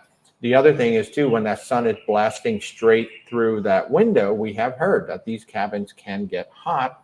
Now, there are 2 interior French doors that you can close to help close off the glass area and the quote-unquote porch area to help with that. But we haven't actually stayed in one. However, when we were on the Icon for that preview, we did get to go into a couple of them, and I would really like to stay in them because I love that the cabin is larger. As much as I love my balcony, when you really do the math, like I like to sit out there at night, I like to sit out there in the morning. And when you really think about it, it's like out of a 7-night cruise, I might be out there for 4 hours, maybe 5 hours. Now, on a Virgin cruise, Rebecca will be out there all the time on the hammock because there's a hammock out there. So she loves her hammock. Sit and read and nap in the hammock. Yeah, but on a Celebrity Edge class, I would actually personally, I would like to stay in that infinite balcony because I would appreciate that extra balcony space. So I think the strategy with that is keep those interior doors closed when that sun is beating on your side of the ship, and then just keep it open when the sun is not on that side. So that is the #1 complaint that we have heard, that they can get warm, but it's just going to depend on which way your ship is facing and where the sun is coming in. But after seeing them, actually like seeing them in person on the Icon, I really want to stay on one. And I was kind of hoping, you know, when we did our preview, they put us in a standard balcony. I actually wanted to stay in one just to see what it's like to stay in it for a couple of days. But that is the number one complaint that we have heard about the Celebrity Edge class. So user 274, how many cruises have we been on? What are we up to, Rebecca? Do you Let know? me get the count. She's getting the count. It'll take a second. Because we went on 6 last year. Well, we went on 5 last year, 1 this year. So that really 24. 24 so far. Well, actually 25 if you count the preview, because 25 cruises on 10 different cruise lines so far. So yeah, that's one of the things that I'm really proud of, is that, you know, we haven't just focused, even when before we became a travel advisor, we never focused on one cruise line. We just wanted to cruise. We wanted to see what the whole cruise industry was like.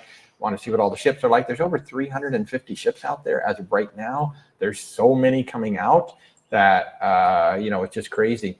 Favorite cruise line. So I have a shirt. I'm not wearing it right now because it's not green, and I didn't want Rebecca to start punching me during the show. But I have a shirt that says my favorite ship is the one I'm on right now, and that is the honest truth. I don't have a favorite cruise line of all the cruise lines out there. We enjoy them all, and for different reasons. For different reasons. Yeah, because, you know, like Carnival, that Fun Squad, man. If you really want to do trivia and games, and you want the best sail away party, that's going to be Carnival, you know, all day long. If you want amazing food, that's included. That's going to be Virgin Voyages. If you just want like an overall great cruise experience, you know, depending on your needs, you know, it could be anybody out there. I will say my favorite pool out there is certainly the Celebrity Solstice class with that Solarium pool. I love it. And some of the Princess ships have a Solarium pool as well. But I honestly, God, don't have a favorite cruise line. I'm hoping to get on, you know, maybe 1 or 2 more this year. It'd be nice to get it up to a nice even dozen. And the next for us will be river cruises. So and you're going to try Margaritaville. Yeah. Oh yeah. I'm going to try Margaritaville at sea. So that'll be my 11th cruise line. If you didn't see the TikTok or the video that I put up recently, Margaritaville has totally taken over. They acknowledged that they kind of botched the launch. They really didn't. They trusted a partner who did not deliver what the partner said they were going to deliver. So Margaritaville has taken over Margaritaville at sea. They've introduced some major brand standards. They've changed the entire team. The new CEO is actually coming in from Celebrity. And the Islander has to follow very, very strict brand standards. So I'm really excited to see the reintroduction of Margaritaville at sea. So that's going to be my next one. Status. I think really the highest status we have is Princess. Princess. We're getting close to, I think, Elite on. Yeah. So I mean, because we Celebrity around so much, if we just concentrated on one cruise line, and honestly, technically we do have status with all of them except Disney, because now you have to sail every 5 years, and it's been longer than 5 years for that. So. But all of them we have status. It's just not getting us a lot currently. The Princess one is. You know, when you look at the things you get for the status, and then you look at, well, how much of those things cost on an individual cruise, I'd rather go do that. So John Tober, I mentioned earlier, Scarlet Lady's going in for refurbishment soon. Do you know how far they will take it? I don't know what you mean by how far they will take it, but I believe it's a 1-month refurbishment. And as far as we know, no changes will be happening to the ship. She's just going to get, you know, her new paint. She's going to get everything refurbished. I'd like to see them change out the bed. I'd really like to see them change out the beds, you know, get rid of those IKEA beds and put in more traditional beds to the rest of the rooms. But there's no word on what exactly they're going to do. Nurse Tara is saying, definitely work with a travel advisor when booking an accessible cabin. We have been great helping your dad book his very first cruise. Oh my God, your dad has been an absolute hoot on the phone. Found out that he used to go fishing up in the Thousand Islands on the St. Lawrence Seaway. So we had all kinds of things to talk about. Oh, that was so much fun. See, I love talking to new people. I love meeting people. I love meeting their backstories. And the minute he said Thousand Island, I'm like, oh my God, we used to go fishing there every single year. So, but your dad's been an absolute hoot. We found him. So what Carnival did on this particular ship, it's Carnival Pride. They actually went in and they took some of their suites and they turned them into accessible cabins, like accessible balcony cabins. So he basically got an ocean suite, which was recategorized to an extended balcony, but accessible. And so yeah, he's fully accessible, and he needed some additional equipment. So we worked with our partners over at Scoot Around, and we've got him some additional equipment that he's going to be renting for the cruise as well. That's another thing that we do as a travel advisor. We help you out. We don't just tell you, hey, go to Scoot Around. We can actually, book all of that for you if you'd like. I mean, we can give you the information to do it, but we work very closely. Like I actually had never rented this piece of equipment before. I didn't understand what it was. And then we actually looked it up, like, okay, now I get what we're renting. Talk to the great folks Scoot Around. So even though the cruise isn't until May of 2025, he had booked, he is set, that equipment's going to show up in his cabin. So yeah, so thank you for the shout out, Nurse Sarah. We love it. Now Benny, I thank you, Benny, for the input. He's saying that the infinite balcony on the edge for a 12-day Panama Canal was not your favorite. We've heard that there is a love-hate relationship with that design. Obviously, it is working to some extent. I think it's probably a better design on the Icon, especially because that's a family thing. And when you have kids, having that bigger cabin, I think it's a great trade-off to having a balcony that's not really going to be used all that much by the family. So I think in the case of Royal Caribbean, that was a great move. And several of their infinite balconies are interior facing into either the Surfside or Central Park. Pretty TK, for Disney Cruise, what months do you usually get the lowest prices? It's expensive, but you want to go. So Disney Cruise Line, I personally think, yes, they are expensive. Do you get the value that you pay for? That's totally up to you. It is some of the best service, it's some of the best food, and of course you get the characters. There is something very special about, walking around the ship and there's Mickey or there's Donald or there's, whoever. So for just about any cruise line, especially family-based cruise lines, your lowest prices are going to be January, February, and September, right when the holidays end and the kids go back into school. And this is in the US, not necessarily over in Europe. Same with Alaska too. Like Alaska, it's going to be cheaper in May and September than it is the rest of the time if you want to go. And Disney also has the lowest prices when they go on sale. Like right now, they just released their latest update of itineraries. Through September of 25? Something like that. So we don't have the holidays yet. But when those are released, they're at the absolute lowest price right now. The prices are just going to go up as we move forward. As the inventory goes down, the prices will just keep sliding up. On occasion, they'll have a sale. Like if there's a particular sailing that's not selling well, they'll throw a 30% sale at it. That's not all that often.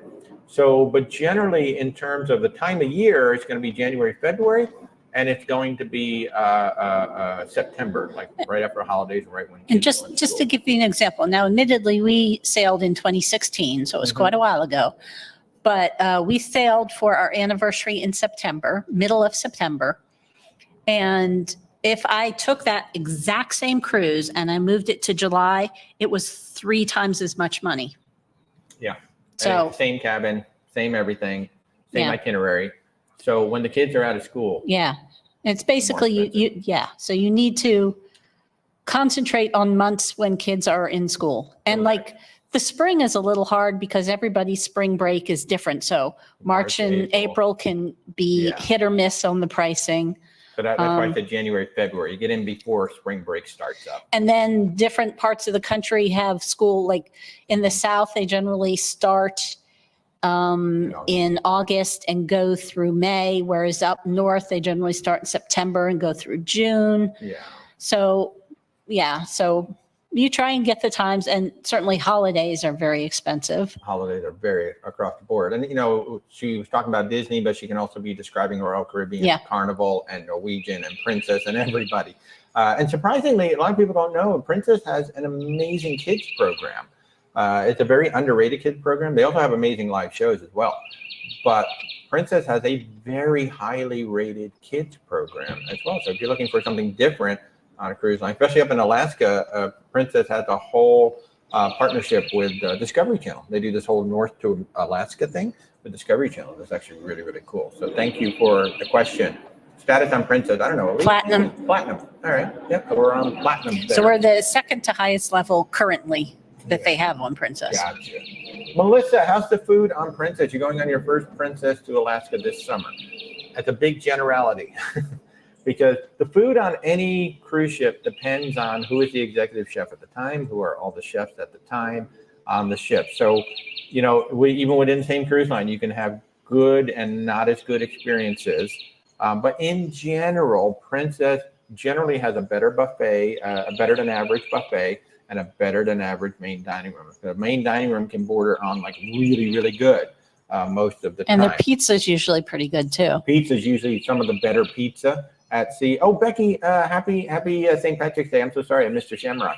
So in general, the food on Princess is good. I think it is some of the better buffet food out there, and it's some of the better main dining room food out there. And then your staples are usually going to be Sabatini's Italian, which is usually pretty good, and Crown Grill steak is usually pretty good. So yeah, so you're excited. Oh, so you normally cruise Carnival. Well, hey, welcome to Princess. I encourage everybody.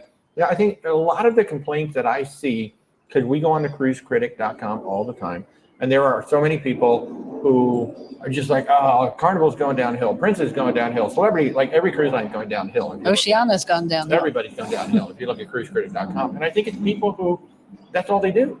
I'm going to go on Carnival. I've been on Carnival 50 times, 75 times. I've been on Princess 100 times. It's like, you don't know what else is out there. So you have the rose-colored glasses view of what Princess, Carnival, Celebrity, Oceana used to be in your mind, and then what it is today. And when you bounce around to all the various cruise lines, you get a real good understanding of what is the food really like what's the grass like on the other side, right? Is the grass greener on the other side, or do I really have it good here and I just don't realize how good I have it because I haven't gone anywhere else? So I think it's really good for everybody just to get out, get out of your comfort zone, go explore. And that's one of the things that we love to do as travel advisors. Like you say, you've gone on Carnival a lot, so we would talk to you and go, hey, would you want to try? I think Princess is a great step for you to go out and try another cruise line. Royal Caribbean, and it's particularly good for Alaska. Oh, Princess Holland America are our two favorites in Alaska, and then Oceana is like coming right in behind it now because Oceana has those small ships and a lot of awesome different things to do as well. So, hey, Aaron, how are you, man? Good to see you. And Aaron is saying that out of Carnival, Princess, Royal, Princess was his favorite buffet. I think that I would definitely put Princess at the top of those three for sure. The Windjammer buffet on the Icon was exceptionally good, but it still wasn't the best. The best buffet that I have seen of late was the Sky Princess. That was ridiculous. The Sky Princess just really had a good buffet, so much variety. And the thing about food is it's so hard because people have vastly different opinions of food. And you can have two people on the same ship in the same restaurant at the same time, and they will eat the same food and have two completely different opinions of how good or bad it was. I know. And so we can be on the same really hard. Yeah. Our opinion is the right one, but everybody else is wrong. No, food is very, very subjective. And Rebecca and I people say that we're adventurers. I don't think we're adventurers. We just like to try a lot of different things, and we're more open to trying things. We did a food tour in the Virgin Islands. We're not, meat and potatoes kind of people. No, but we did a food tour in the Virgin Islands, and it was just kind of funny because we had another couple with us when it started, and after the first thing, like they left, and it was like that wasn't even really that adventurous yet. So we do like to try different things. I'll try most anything once, but yeah, food is so subjective. You can be on the same cruise. We were on Oceana, just blown away by the quality of the Serena, and we're talking to a couple like the food is so bad on here, and I'm thinking to myself, where are you eating that it is bad? We haven't had a bad thing on here yet. Some things we liked more than others, but but it's like the pizza wasn't that great. To order. Yeah, I will say pizza was not good, but lobster to order, shrimp to order, sirloin steak to order. Catch of the day to order, lamb chop to order. This is every single day on the buffet. Although speaking of pizza in Oceana, I heard on the Vista they're starting to do some pizzas at the Waves Grill. I don't know if it's for lunch or for dinner, but they're starting to do that. And then I hear that pizza is actually pretty good. That is good. Barbara says we must be close to the airport. We are in the flight path. We're about a 20-minute drive from Orlando Airport. Yes, so we are in the flight path, so you will hear them going by behind us all the time. Sherry, do we have a cruising podcast? I don't, but what we do, in addition to doing TikTok right now, like this show is actually being streamed on YouTube as well. So there is a playback to this. But on Thursday nights at 8 p.m., I do a live stream on YouTube, and I do it on YouTube only, 8 p.m. Eastern time. I try to have guests on there because we've been over the past 2.5 months, we've been finding a place to live. We've been moving and all that. So I've kind of not gotten in touch with people, but I'm starting to get some folks back. We had a fabulous discussion this past Thursday night on YouTube with Mindy Hughes, who is a master diver. We're talking about scuba diving and snorkeling, both cruising and non-cruise. So I do about a 1-hour show. So that's kind of a podcast in the sense that you can watch it back. So if you go to Where's Walter Travel on YouTube, you can find the live stream playback playlist, and you'll find it in there. You'll find the Sunday morning chats, and then you'll find the Thursday evening chats as well. So. And plus you're a partner with a podcast. Yeah. Oh, thank you so much for that. We are now a travel partner with Paul Thornton, who has the Joy of Cruising podcast. Actually, I'm going to be on the show, I think, next week. We recorded it about a month ago, and I'm going to be on the show, I believe, next week. So the Joy of Cruising podcast, I'd recommend that you subscribe to that. Another really good one, too, is DCL Duo. We've done some stuff together. I'm going to have to reach out to them, get them back on the show. But DCL Duo, they just hit their 400th podcast. They're a great podcast as well. So I sort of kind of have a podcast, but it's on YouTube. So it's a live replay. But yeah. Thank you, Jada. You know what I feel bad about Thursday nights? So often people show up like right at 9 p.m. Eastern time. And like, that's right when we're going off the air. I try to keep it to an hour for my guests, so I don't keep them on too long. John Tober is saying that out of his future cruise booking, the one he's most excited for is Princess. People who love Princess seem to absolutely love them. Princess is just, so Rebecca is a huge fan still to this day of The Love Boat, the original show. And I know it's not good TV, but it's fun TV. Yes. And on when you're on a Princess cruise, they're on demand. It doesn't have every single episode that ever happened, but you can watch Love Boat episodes. You can watch The Love Boat. So she was a big fan of it. So our first three were all on. So we did the Caribbean Princess, we did the Island Princess, and was that Alaska, the Sapphire Princess? Were those three the first three? Yeah. So our first three were all on Princess. And then since we've done the Sky Princess and we're about to do the Sun Princess, Princess is just a we've done the Crown too. We did a Thanksgiving on the Crown Princess. Oh, on the Crown, that's right. So they do a really nice job. I mean, I really do. They're that classic European style. Yes, sir. Yes, ma'am. The dining room service is usually over the top, really well done. And of course, they have the movies Under the Stars, which is fabulous. I love their cruise. I love their bars. I really love everything about Princess. They really do a nice job. We've yet to have a bad experience on Princess. And even when things go a little sideways, they do they do a really good job of trying to make things right. Yeah. So, they really, she brings up the Sky Princess, and if you go watch my food tour on the Sky Princess, I don't beat around the bush on this. We had what started out as a great experience in Sabatini's, and then it went south on the second half of the meal. And what Princess does so well is they empower their staff on the ship to do whatever needs to be done to take care of any guest issues. And the very next night, it turned out to be a 3.5-hour meal. It didn't have to be a 3.5-hour meal. One of our party actually left the meal because it was taking so long. And the dining captain actually found us the next night because we're wearing ocean medallions. He found me in the main dining room. You could see him walking directly to me because with the ocean medallion, they can find you anywhere on the ship. And we had about a 15-minute conversation. He invited us to come to the Crown Grill the next night, which we accepted. It was an amazing meal. He was there. He brought out the chef.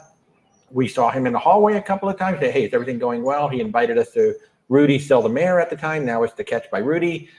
We turned him down because it was near the end of the cruise and it was so much. But even the last morning, we were having breakfast in the buffet. He came up to the buffet just to check to make sure everything was going well the rest of the day. And that's what I love. Princess, I think, does that better than anybody, that they really empower the management. Look, whatever you need to do on the ship, you take care of it. You take care of the client. I mean, within reason, obviously. Yeah, within reason. But they don't need to call the home office. They don't need to get approval from it. They just do it.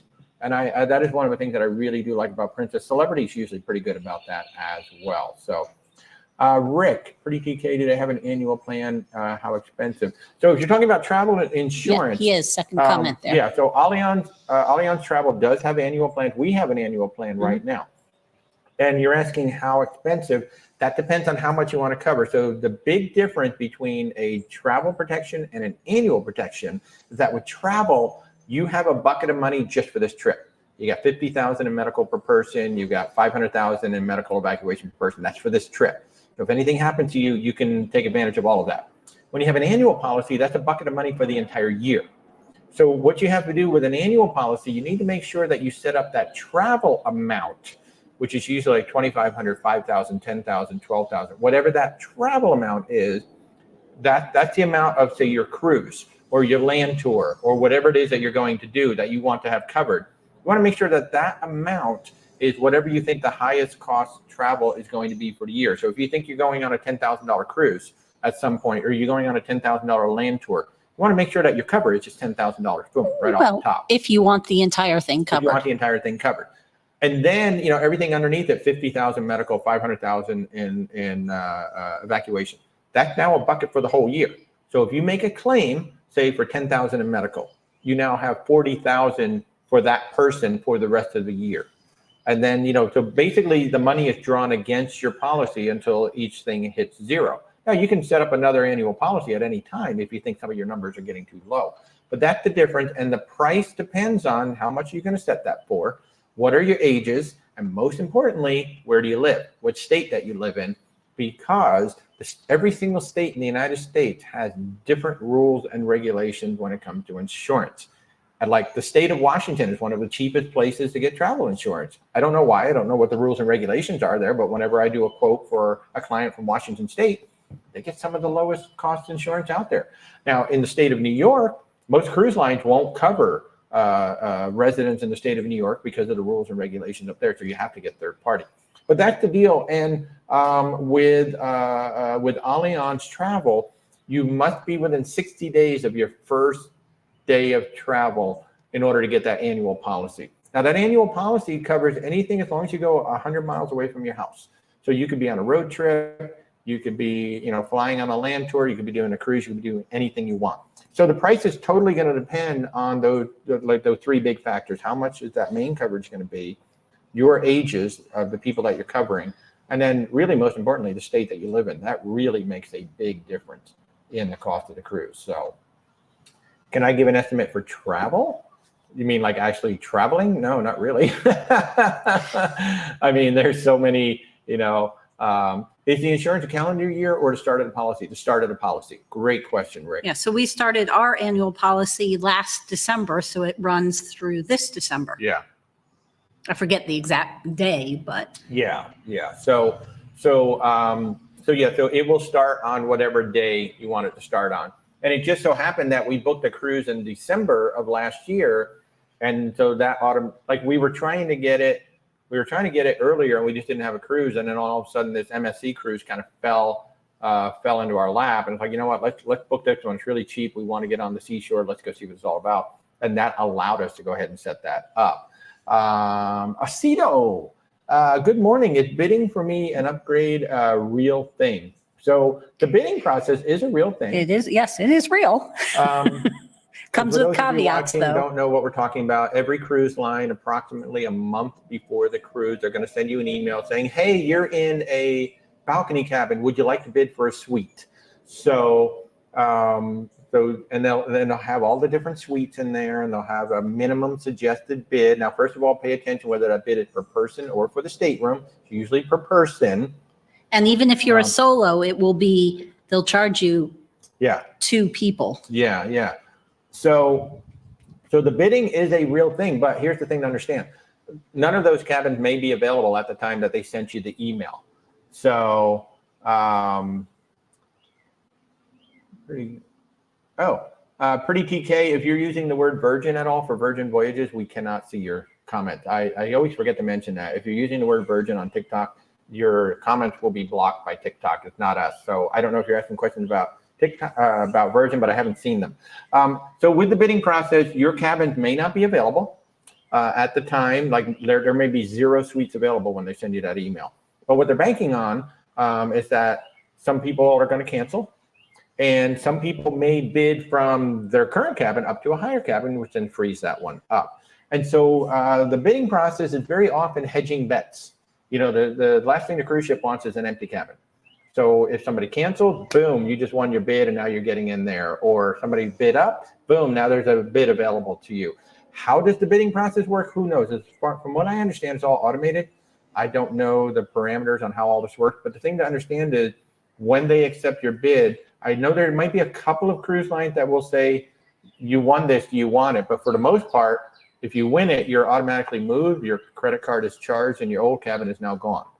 And while you may have a better category, you might be in a worse place on the ship. Like, for example, there are suites on Virgin Voyages that are literally directly underneath the gym where they drop the heavy weights and all this stuff. We hear them in the galley. We can hear it, kablam, kablam. There's suites on deck 14 right underneath that. So yeah, you got yourself a suite, but you got the gym right on top of your head. So we always caution people about that bidding process. And certainly if you've traveling with someone else and you've booked cabins next door to each other, and you want to stay next door to each other, there is zero guarantee that you will both win the bid. And even if you do both win the bid, there's zero guarantee you will be side by side anymore. Yeah. Melissa, ever done an Alaska cruise, Princess Alaska cruise advice?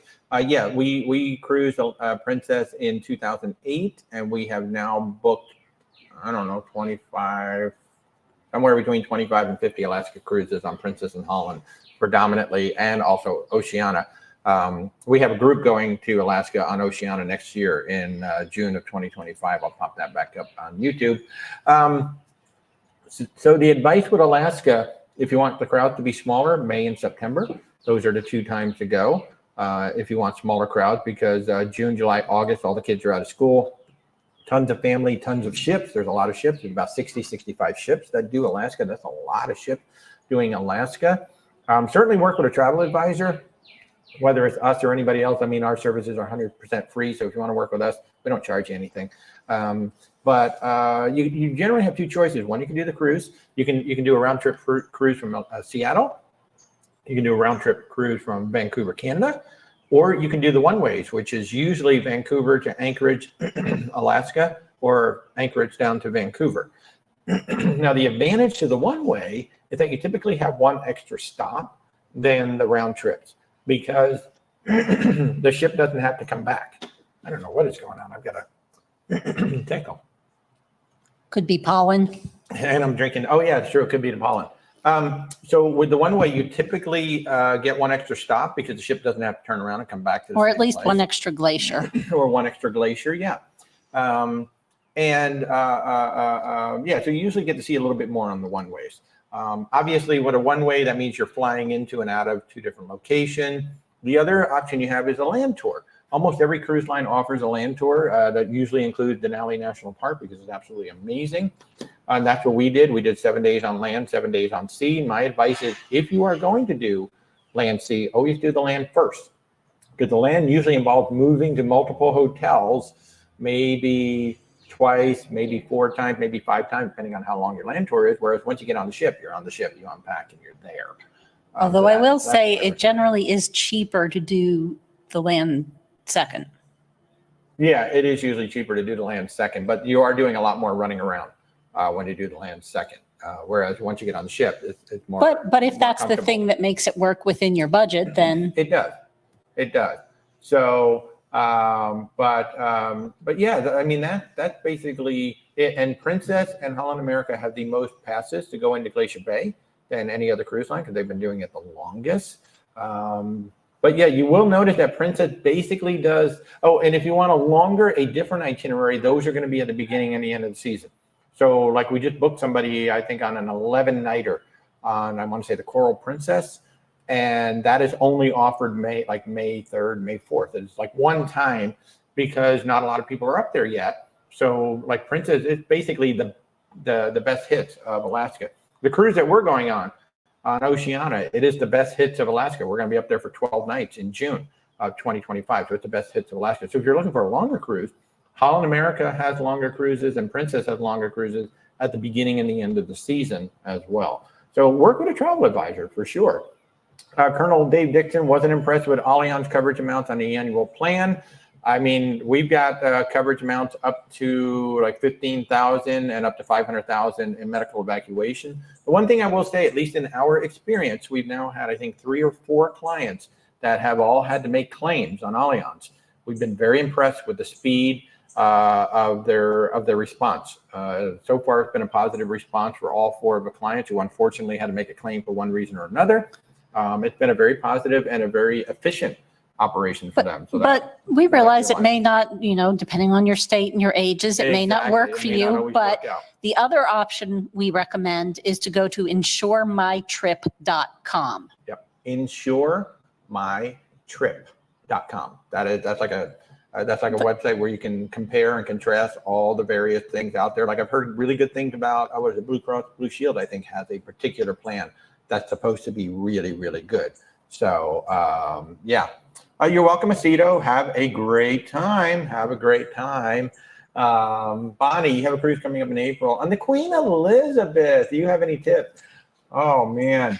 So we haven't been on a Queen yet. But I would suggest watching Gary Bembridge's Tips for Travelers. He's done a lot of Cunard trips. There you go. Well, his partner, Mark, Gary's husband, Mark, will only go on Cunard, which is kind of funny.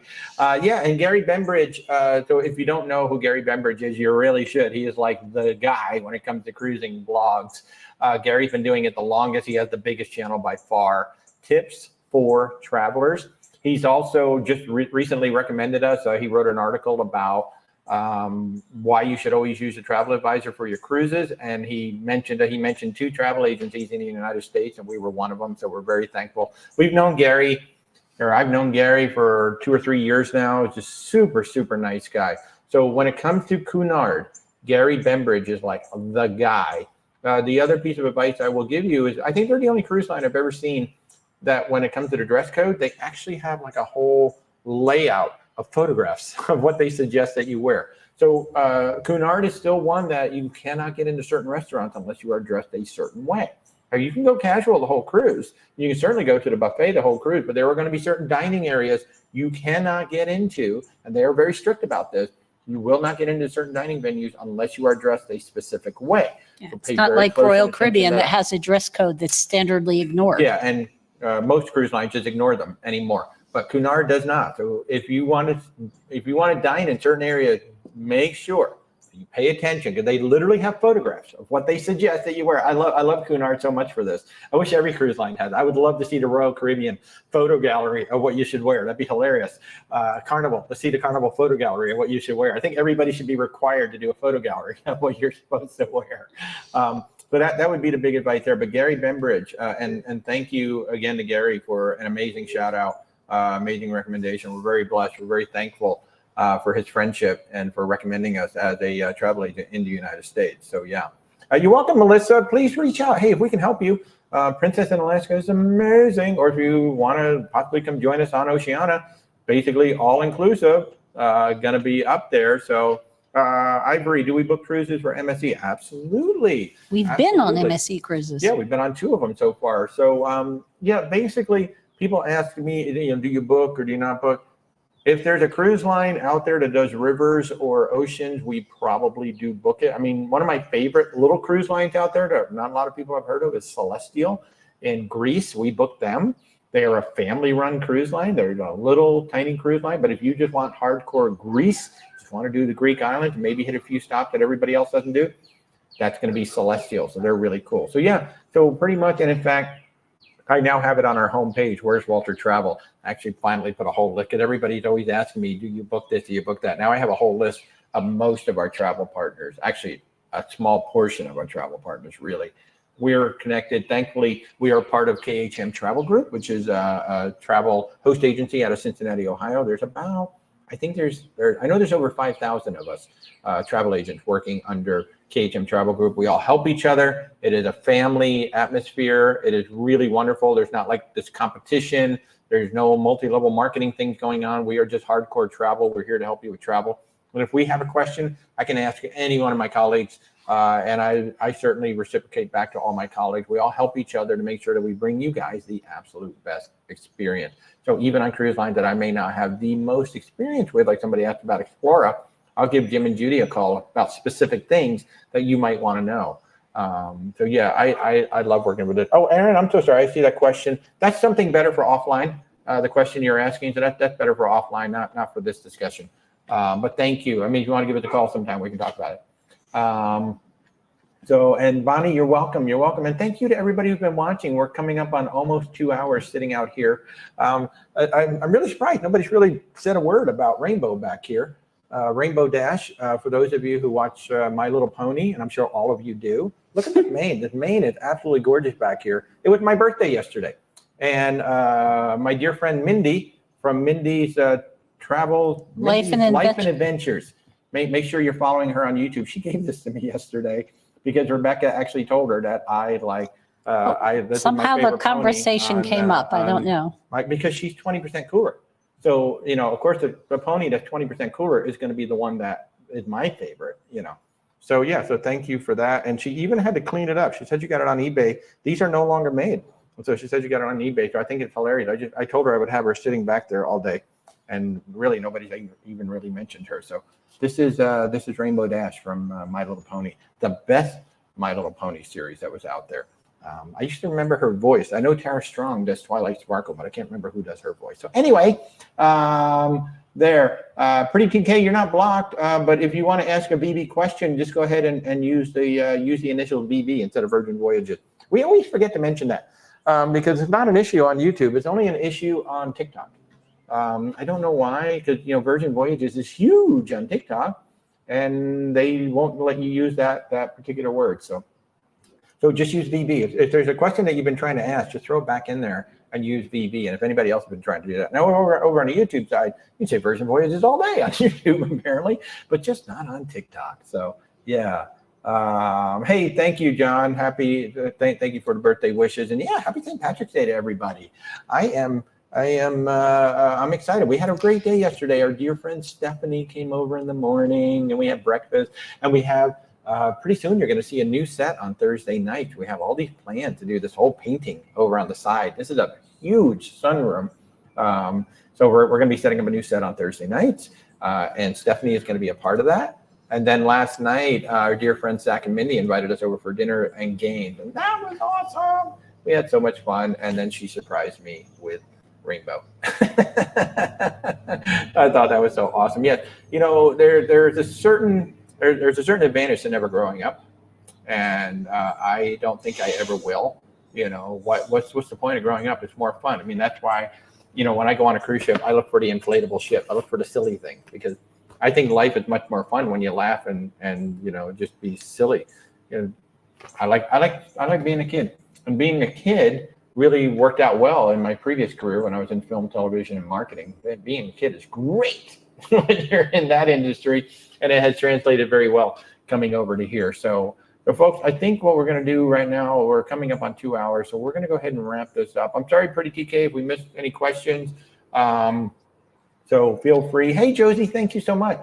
You can certainly reach out to him online. Just reach out. You can reach out to me, where'swaltertravel.com. Now on TikTok, you just simply click my logo. There's a whole bunch of links in there in the link tree. And over here on YouTube, you just go down, click the links in the description. Now, this coming Thursday night, I don't have a guest yet, but I'm working on getting a guest for Thursday night. And so Thursday night, 8 p.m. on YouTube, 8 p.m. Eastern time on YouTube. Hopefully we'll have a guest. I do have some land tour partners coming up soon, so that's going to be a lot of fun. I got Colette coming up soon. Robert, have we done or plan to be aboard the Sun Princess? You should come join us. We're going to be on the Sun Princess October 19th through the 26th. We have a group of plus or minus 40 people who are coming on with us, and we're offering $100 onboard credit. It is Fort Lauderdale on an Eastern Caribbean cruise, and we got 3 sea days, so we're going to be exploring. We're going to be doing a cabin crawl on the second sea day. Everybody doesn't know it yet. We're just simply going to show up at everybody's cabin. It'll be an unannounced cabin crawl, and we're just going to start knocking on doors. Yeah, I don't think that's how it's going to work. Yeah. But yeah, so if you want to come on the Sun Princess with us, October 19th through the 26th, there's actually a link. You're watching me on TikTok. There's a link in there that will take you directly. We have a whole webpage of everything about the Sun Princess and that particular cruise. So just reach out. Everybody over here on YouTube, we're going to be back on Thursday night, 8 p.m. Eastern time on YouTube. So those of you watching on TikTok, if you want to come over, somebody asked if I have a podcast. That's about as close to a podcast as I have. My Thursday nights, we try to get a guest on. So I'll be working on getting more guests on every Thursday night, 8 p.m. Eastern time, only on YouTube. We don't do the show on TikTok. We only do it over on YouTube. Everybody over on YouTube, thanks for hanging out with us for almost 2 hours. Oh my goodness, almost 2 hours. Y'all are amazing. So have a great rest of your day. Thank you for the birthday wishes and enjoy St. Patrick's Day. Do something green. All right, we'll see you guys Thursday night. And on